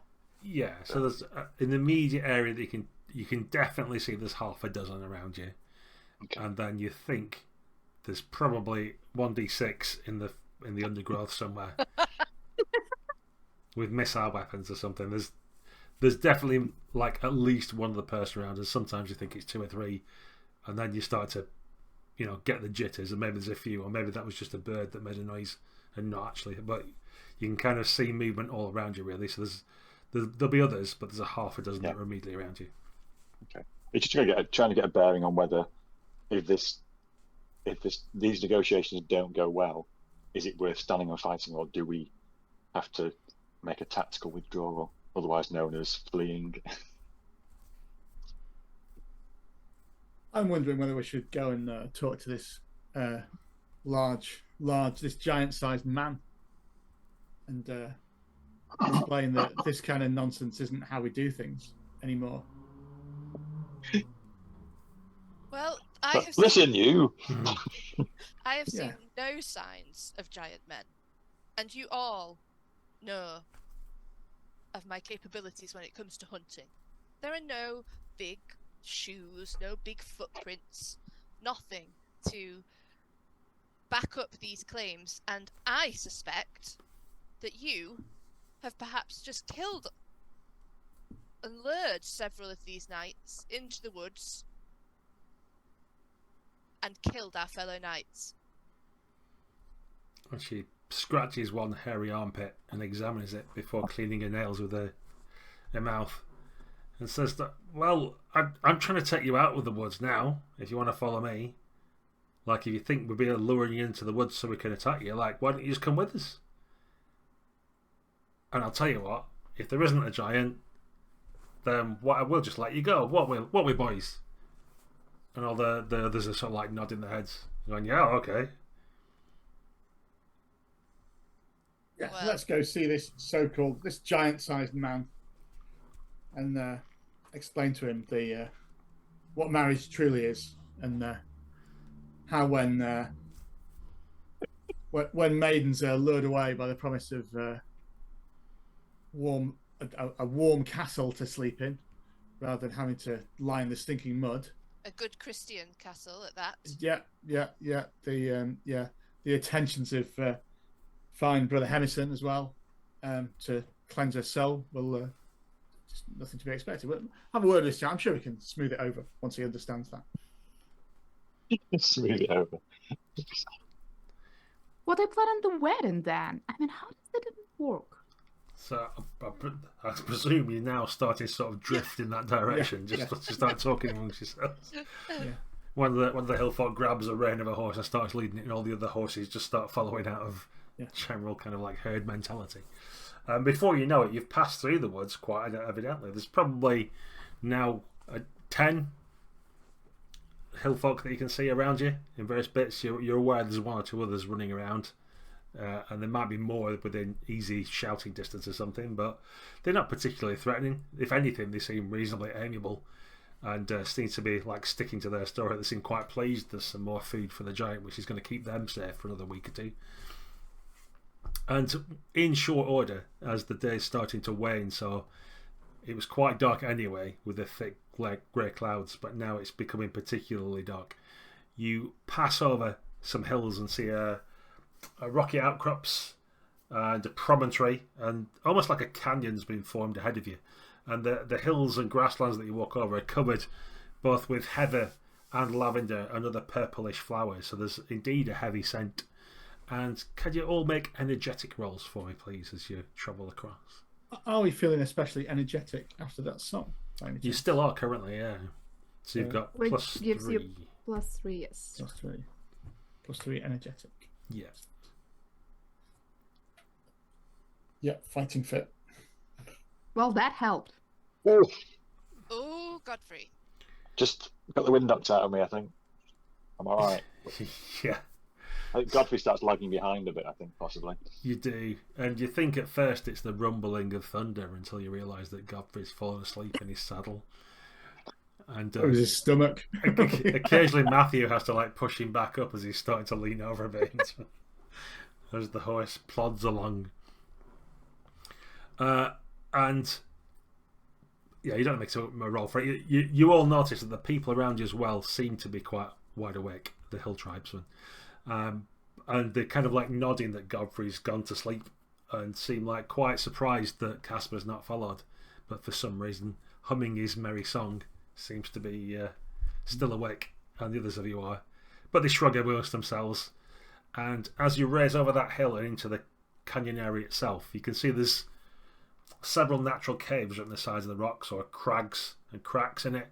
So it's this weird mossy covered green and grey morass, and indeed stood near it, the one edge of it, is what would be a man, you would say normally, except he's 15 feet tall and has a blue skin, and in one hand has got like a tree trunk that's been stripped of its bark and extra branches, apart from a few knobbly bits on the end of it, which look like they might hurt if you hit you with them. And he's got one arm's plunged into this hillside, rooting around in a cave. He's kind of tongues out as he's like, ooh, and pulls his finger out, and you can see a little bit of blood comes off the end of it, and he bellows into the hole in the side of the mountain, saying, "I'll get you, you tasted little mortal. Don't worry, I'll get you." And sucks his finger and looks round as one of the horses starts to whinny and shy away. And goes, "Oh, you can wait." And he points down into the crack in the mountain and spits into it volubly. Oh, phlegmy splat of giant phlegm. "Oh, more tasty, tasty morsels. Come, bring them closer." Do you all want to make a valorous check for me, please? Well, not Godfrey, because he's asleep. I'm not saying I'm asleep. Yeah. We're +3 on this as well, aren't we? So. Yes. Shame he's quite valorous, but he's asleep. Yes. All good. I'll just an amusing system note for keen Pendragon players is that cast would have critical then, except for the +3, which meant that it was just a Yes, I was just thinking about it. just to point out for our viewers at home, a little rules bit there. Okay, so none of you are completely. You might feel a little bit of trepidation, but none of you are fearful. And Well, as you, I say, Sir Bertram, that definitely looks like a blue giant. Are 3 men with body paint. Either way, it's an abomination. I say we bring it down. If his wife was really kidnapped, how do they manage to hide her in the castle? I do not care at this point. and what looked like a little bit of a bonfire or something to one side you hadn't really paid attention to because of the huge blue giants that was in the room. He now chucks some more like half trunks that he's snapped in half on top and blows mightily, and a raging fire starts to start lighting up the inside of this corral with a hellish glow as he raises his club. Says, "Who's tastiest first?"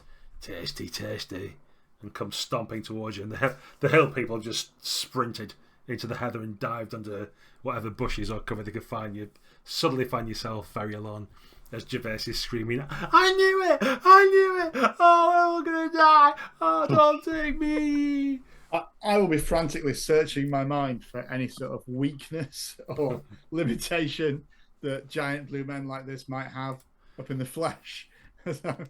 I would like to smack the butt end of my sword or spear or whatever I have to hand into Sir Godfrey's stomach and be like, "Wake up!" Okay, Godfrey, you are rudely awakened. What? Whoa! There's a very Good tall God. blue man. Okay, well this giant's thundering towards you as the very sky itself thunders as well, and there's an atmospheric crack of lightning, and he's swinging this denuded tree trunk as a club. So do you have a plan? You've sort of cast your mind, Sir Ivan, to think of something particular, and nothing's coming up. They don't have any weakness that you know of. Lavender.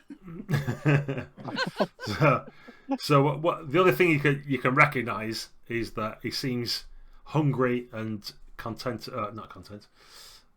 intent on getting a quick meal. So he's going to focus on one of you. So it's whether one of you knights wants to present yourself as the target to face the giant to perhaps give your companions a chance to swing past and make other attacks, or whether you're just going to leave it up to the whims of fate to see what the giant does.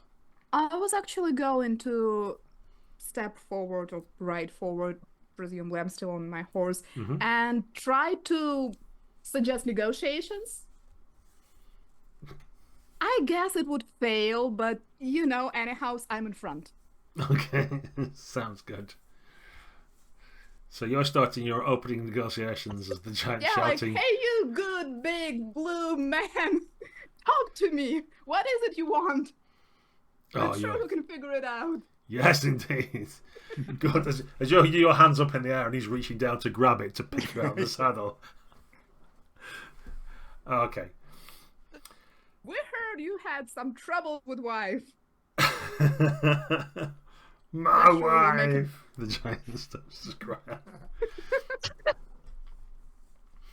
Okay, well, the other three of you, if you wish to ride forward, I'm going to say it's going to be a horsemanship check to see if you can convince your mounts to get close enough to make an attack before the giant's done anything particularly. So if you can make a horsemanship, you can get close enough and strike at it. And if you don't, then you'll have to wait till after it's taken its action before the horse will be convinced to move. Yes. Trying to find horsemanship in my... Oh, there we go. No bonus on this, it's just a straight roll, isn't it? Straight horsemanship, yeah. Oh, there we go. Had a good skill in it, but Godfrey's obviously not woke up yet. Fair enough. So is that everybody? We're missing someone? Sir Ivan? I've rolled, yeah. I made it. Oh, you have. I've had Bertram go for Casper. Casper, you've not rolled, have you? Because you're just getting in the way. So you don't need to make a roll. Fine. Oh, good. So, yeah, Godfrey, you're just struggling to get your horse under control at the minute because it just wants to flee, not unreasonably. But yeah, if either Bertram or Ivan wants to make your attack, feel free to do so. It's unopposed. You can just make your weapon skill check and see if you hit. And prior to me making my attack, I glance over at the bonfire and have a vision of myself turning on that spit,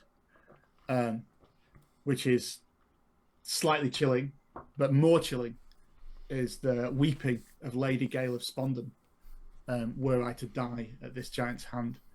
And I attempt to inspire myself to fight this abomination using my amour.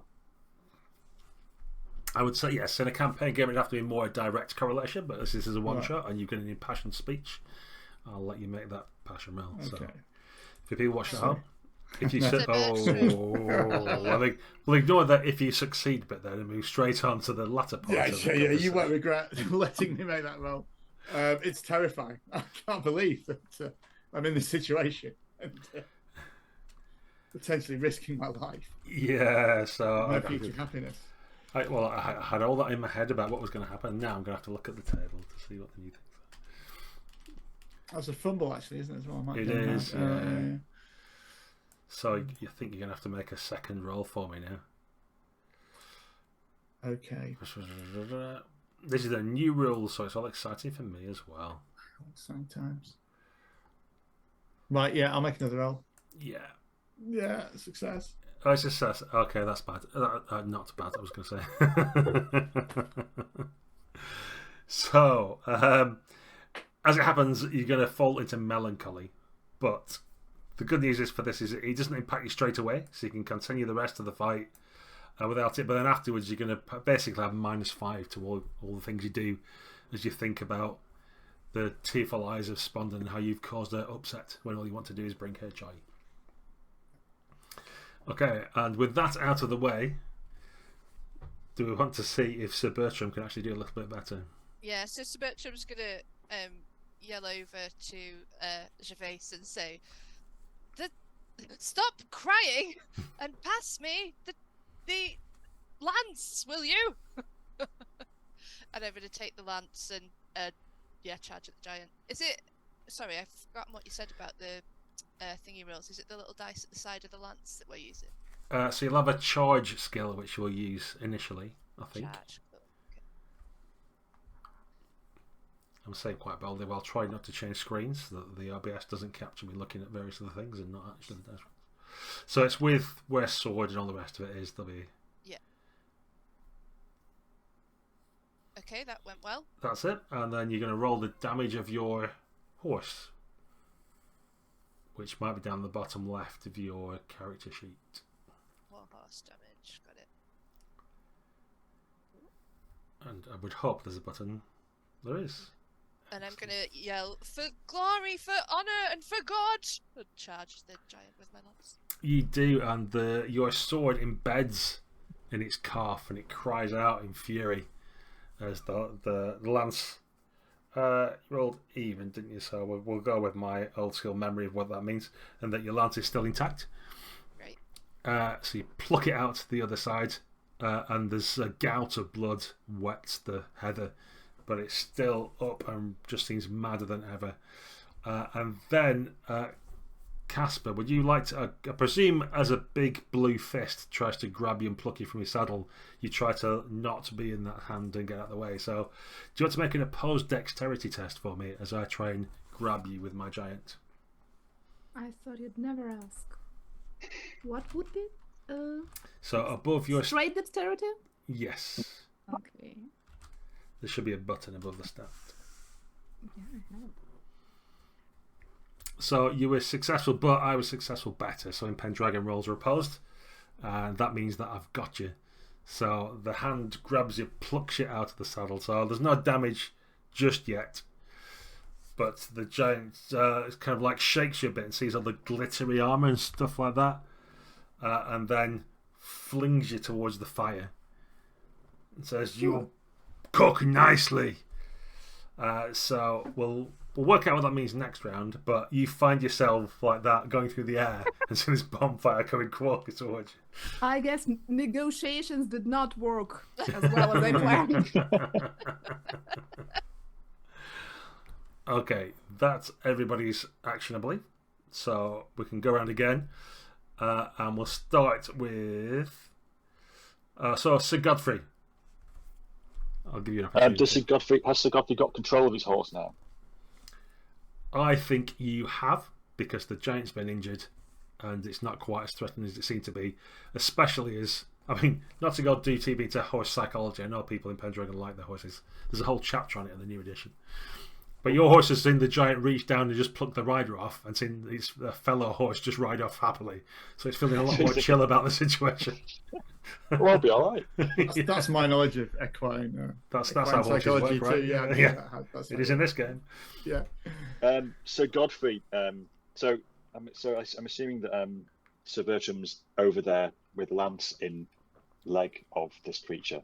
So Godfrey will draw his sword, being his preferred weapon, and shout, "Death to this heresy! God wills it!" And I charge at him with his sword. Sounds amazing. You get an unopposed strike, so you can just make your sword roll. So, let's see what he does. Oh, yeah. Ooh. Success. You get to roll your damage. Do I just click on sword, the dice next to sword? That should do it, I think. The character sheets aren't perfectly aligned at the minute because they're quite new. The game's only just out. 22. There we go. 22 is quite good. Okay, you slash across its kneecap and another torrent comes out from the other leg this time, and the giant wails piteously. And although it doesn't collapse, it looks in a very bad way all of a sudden. And it's sort of blue down to the knees, and then from the knees down on both legs is red as this blood's gushing out and feeding the earth. It looks like a worried almost now, you feel. Sir Ivan, what do you wish to do? Speaking of its knees, I will heft my warhammer and attempt to crack it around the back of one of them, hoping to bring it down to closer to human sized. Sure, you can have your unopposed strike as well. Right, hammer. Yes. And that will be... Oh, boo.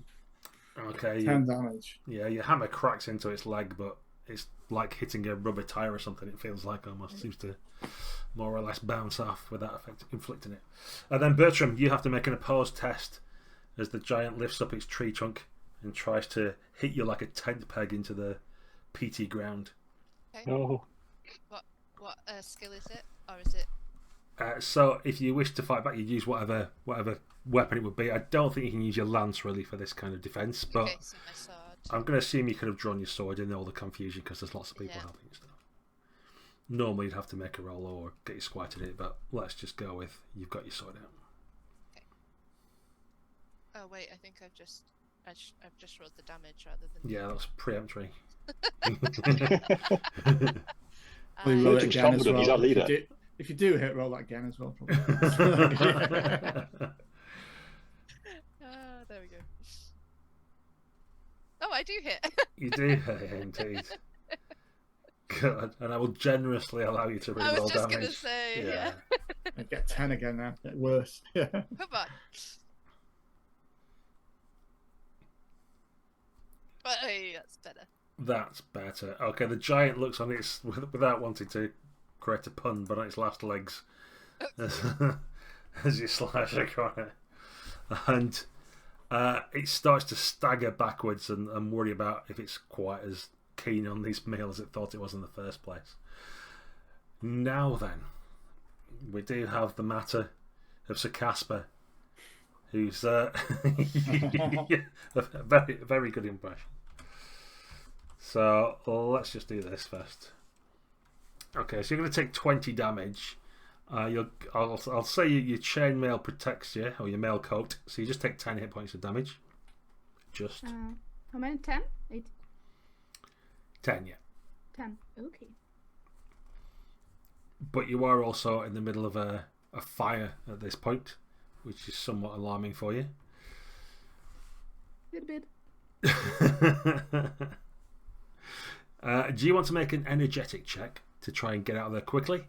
Or if you want to do it deftly, I can let you make a dexterity roll. I'll let you have the choice of which you want. Dexterity, please.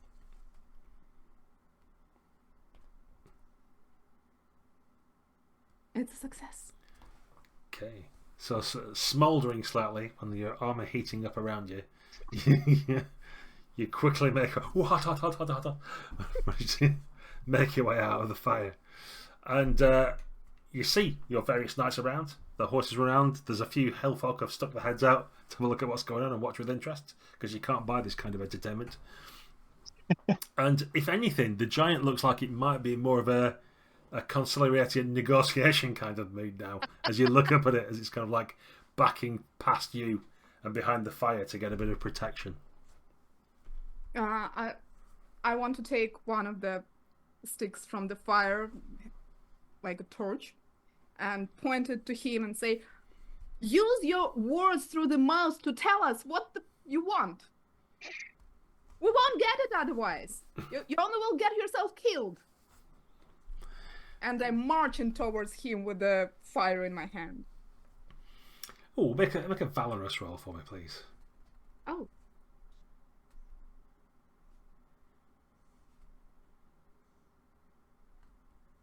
I pass.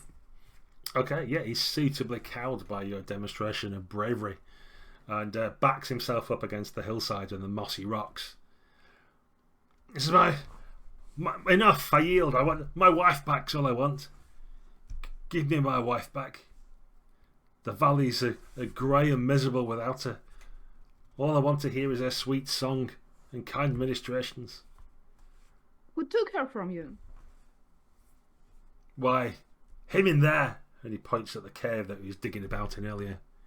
He took her away from me. But he was foolish enough to come back.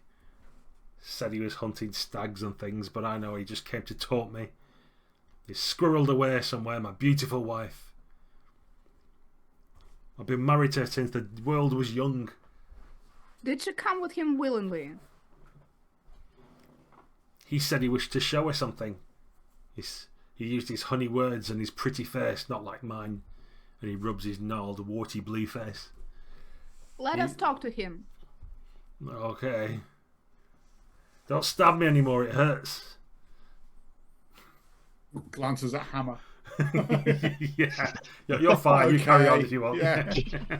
I've been thinking, technically. Yeah.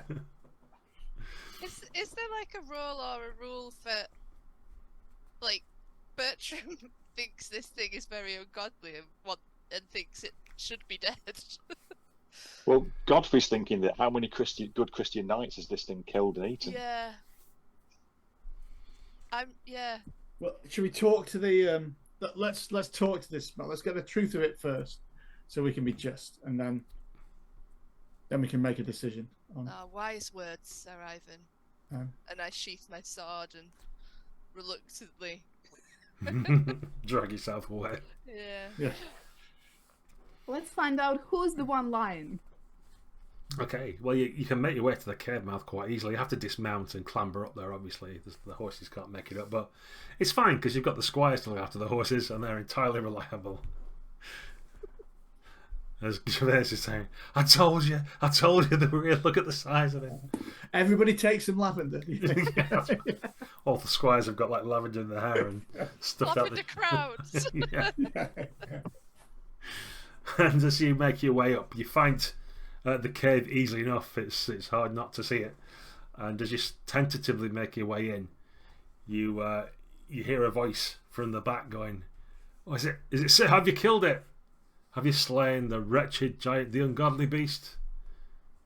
Not yet. And yet you have passed. Perhaps yet we will live. Don't worry, Leander. I told you it would be fine. I told you. I knew Leander would be alive. And you could. That's because his name is so close to lavender. That would be an easy way to remember it, wouldn't it, if somebody wanted to? You came well prepared. We don't need that. It's useful, but we've not needed that today. Oh dear.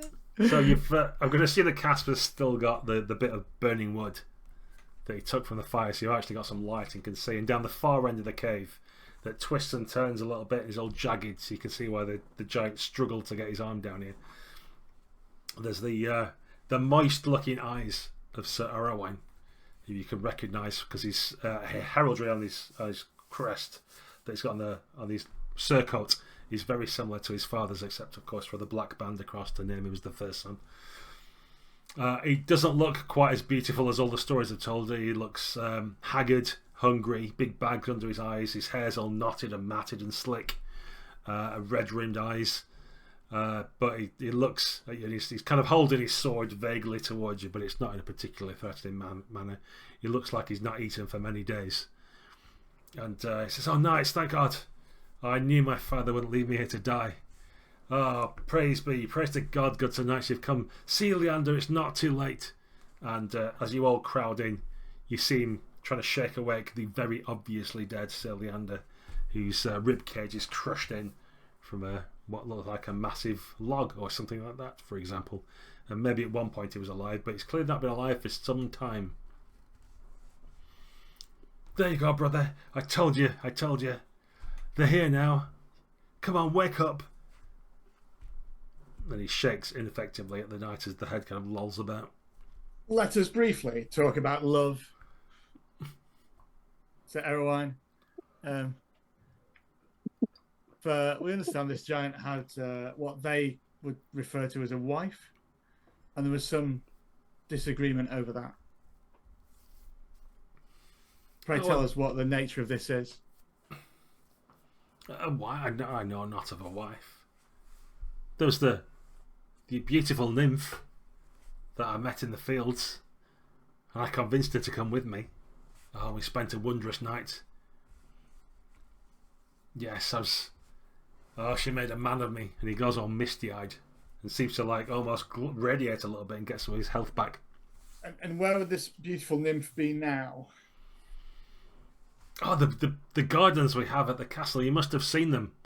At the back of the keep, the beautiful rose gardens and the sculptures. Oh, yes. My mother keeps wonderful gardens. They're the talk of anyone around. Oh, she much preferred them to this place. Can you... I mean, look at it. It's just the same old sea of purple. Imagine living here for hundreds of years with nothing to look at but that. Why, a well-cultured garden must have seemed like a paradise. And of course, it's not really cheating, is it, if it's a nymph? So yes, I could still court ladies as well and just have her as my friend.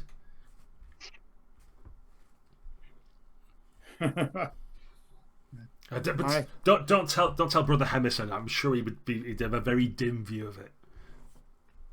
That's for God. And there would be a reason for that. Yes, he's very, very stuffy and old-fashioned. He's not progressive like we are. Hey, brothers. sounds like a lot of knights have died in the siege of your amorous affections. Oh, surely not. I mean, I heard some shouting and screaming outside. I assumed that.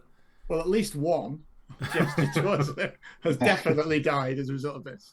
And he sort of like collapses to his knees and goes, "Oh, brother Elijah, just as they got here to save us, what cruel fate that should die now of all times."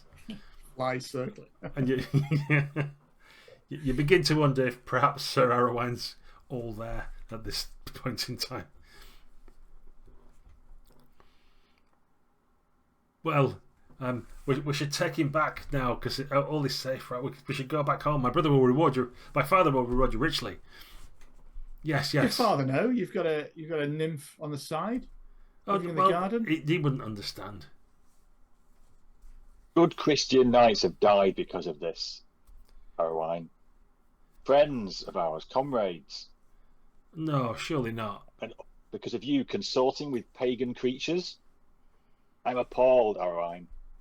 But you are a godless man. You haven't seen her. She's a creature of exquisite beauty and smells so divine, like honeysuckle and just beautiful. Oh, once you meet her, you'll be friends with her too, I'm sure. Does that ring any bells? Because I don't forget a face or a smell, I presume. that's a bit of a leap in logic. But I will say you've got a high recognised skill, so I'll definitely say you can remember the sort of flowers and smells he's talking about. You can remember, yeah, for sure. Okay.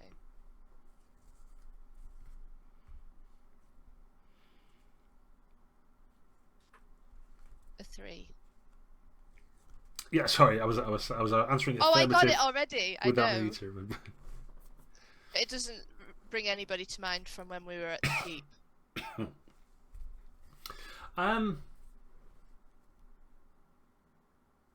I'm gonna say, while it doesn't bring anybody to mind, you definitely get like the scent landscape that he's talking about. So you remember that as you were further into the castle or the keep, the smell of honeysuckle and flowers became more pungent and noticeable. Okay.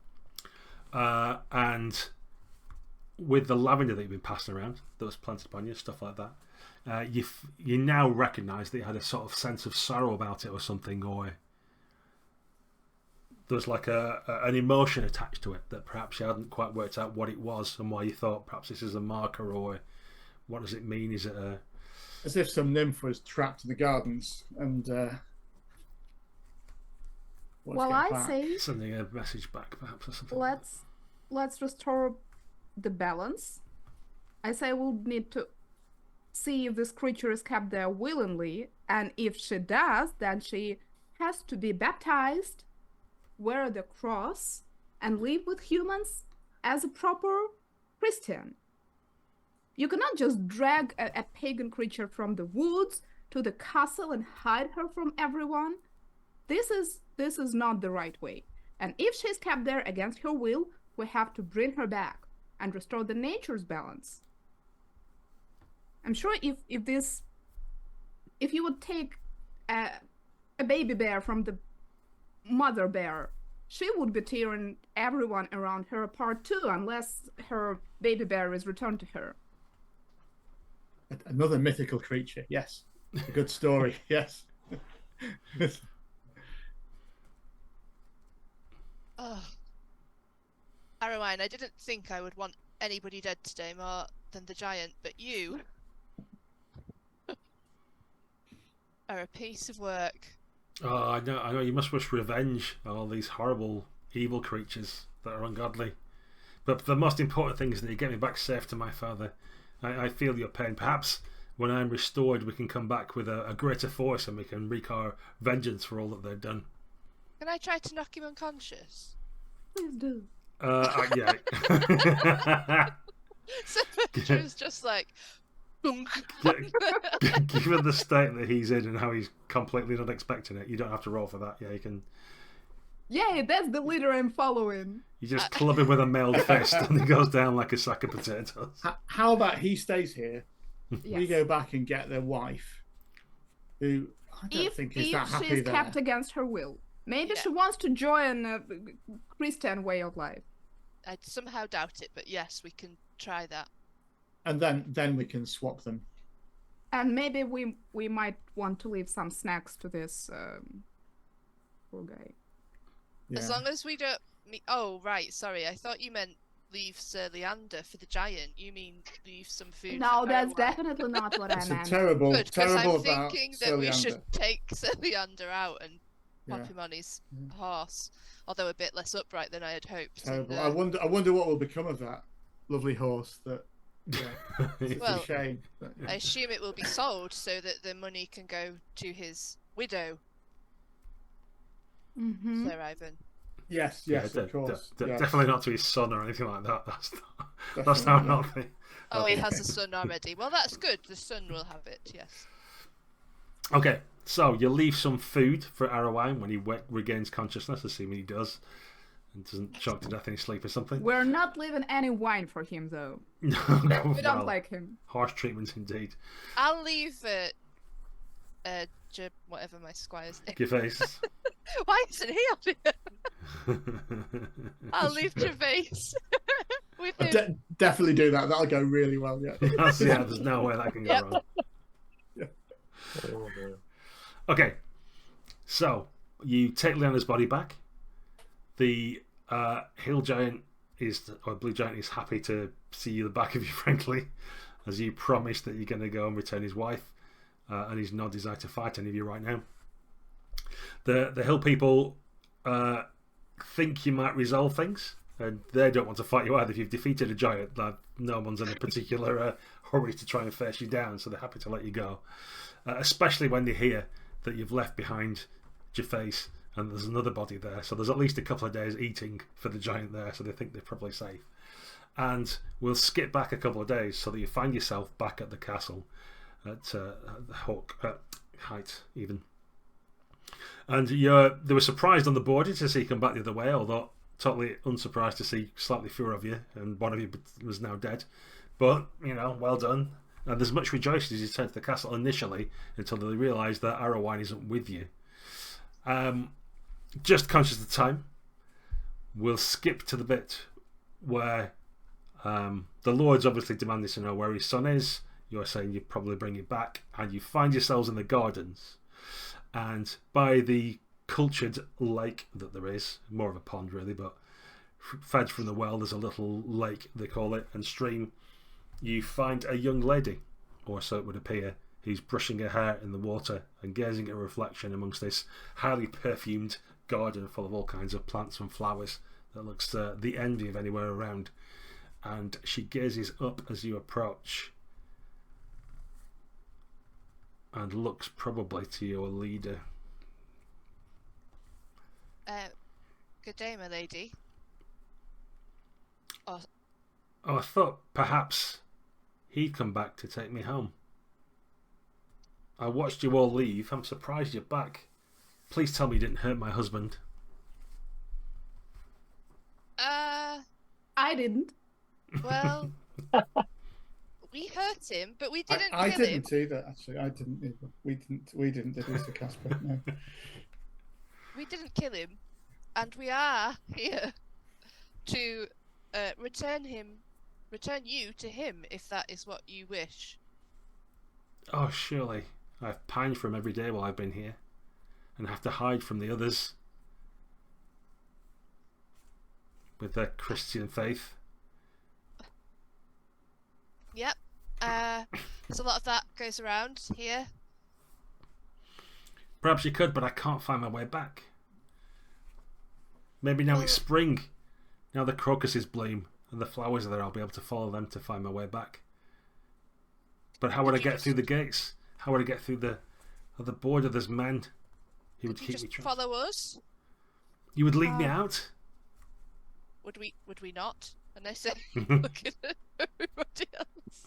I want to take off the cloak and maybe cover her. Yeah, you do. And her eyes seems to open up bright and wide, and you'll start to, if anything, you'll start to feel a little bit sleepy. and there's this lovely heady scent in the air, and you get a feeling of well-being and peace. And was it nap time? So I wonder. Oh, sorry. Oh, sorry. Go on. No, you go on. No, I was just going to say, I wonder whether they spotted if your squire wasn't with us anymore. I guess they spotted that, didn't they? So I wonder whether we could sneak her out in the guise of your squire, but if they've spotted that he's not here, then Yeah. Well, they knew there was one less of us. yeah, that's true. Well, squires. Who pays any Yeah. attention to what squires there Yeah. are? So, Ivan, this is all very new to me. This folklore being less than folklore. What do you know of? Is this a trick? I'm out of my depth. The ways of these folk are strange. We should take her back to the giant and be rid of it quickly. And come back for a lie down, or I fear we will all be like Sir Godfrey, asleep on our chargers. Fine plan. Somebody must still pay for all the Christian knights who died, says Godfrey. He's muttering to himself. He's not comfortable with. It doesn't feel resolved, but he knows that this is a resolution. If you know what I mean, but it still doesn't feel. There's loose ends. Brother Harrison should know of this nonsense, shouldn't he? Maybe he can. Yes, I think that might. Him and Sir Hector can. Go some way to.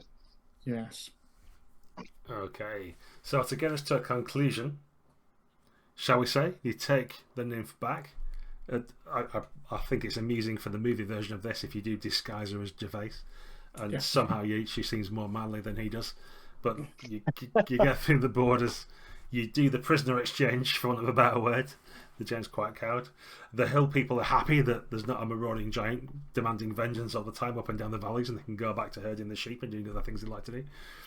And you bring back Sir Arrowine, who apologises for falling asleep the last time you met, but the nymph does some weird thing about making you sleep all the time, so he thinks it was that probably.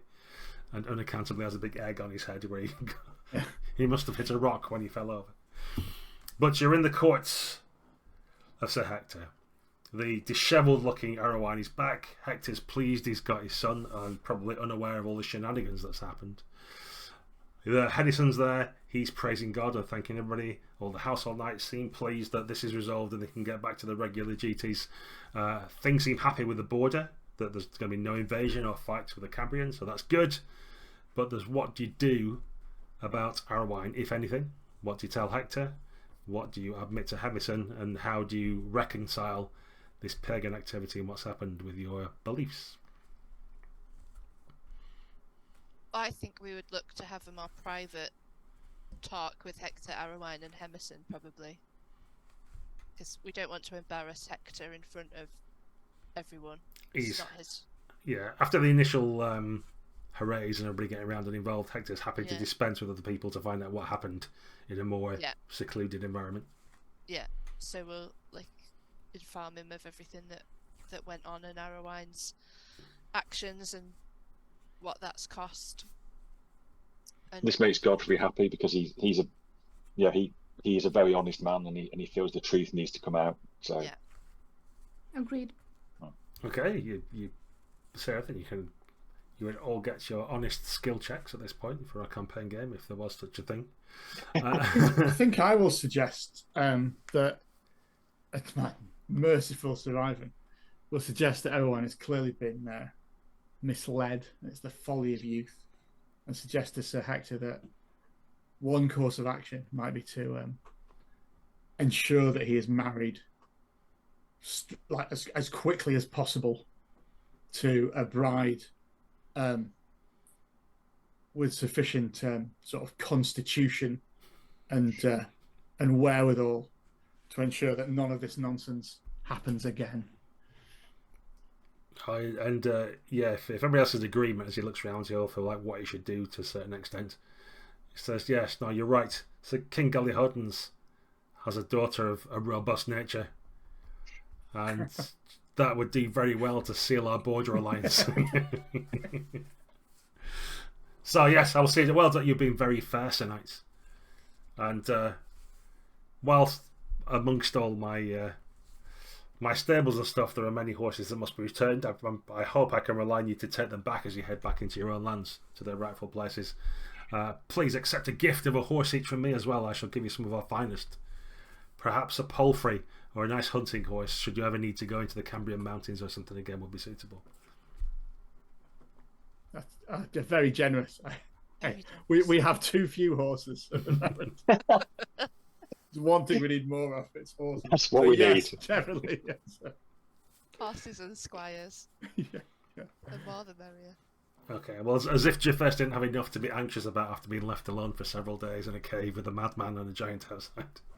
He's now faced with a new bill for oats for the extended number of horses you've got and a limited amount of cash, which is running about. But yes, so that's our adventure complete. You've resolved the troubles on the border. You've fitted an honest and true and just punishment, and everything is well in the world. So, viewers at home, I hope you enjoyed that quick rattle through a Pendragon session to give you a flavour of both the new rules and the setting and what might get up to. Thanks very much to all my players who did a great job of bringing their characters to life, and that's one of the features of Pendragon, that the traits and passions and things enable some good role playing, even though it's an older game.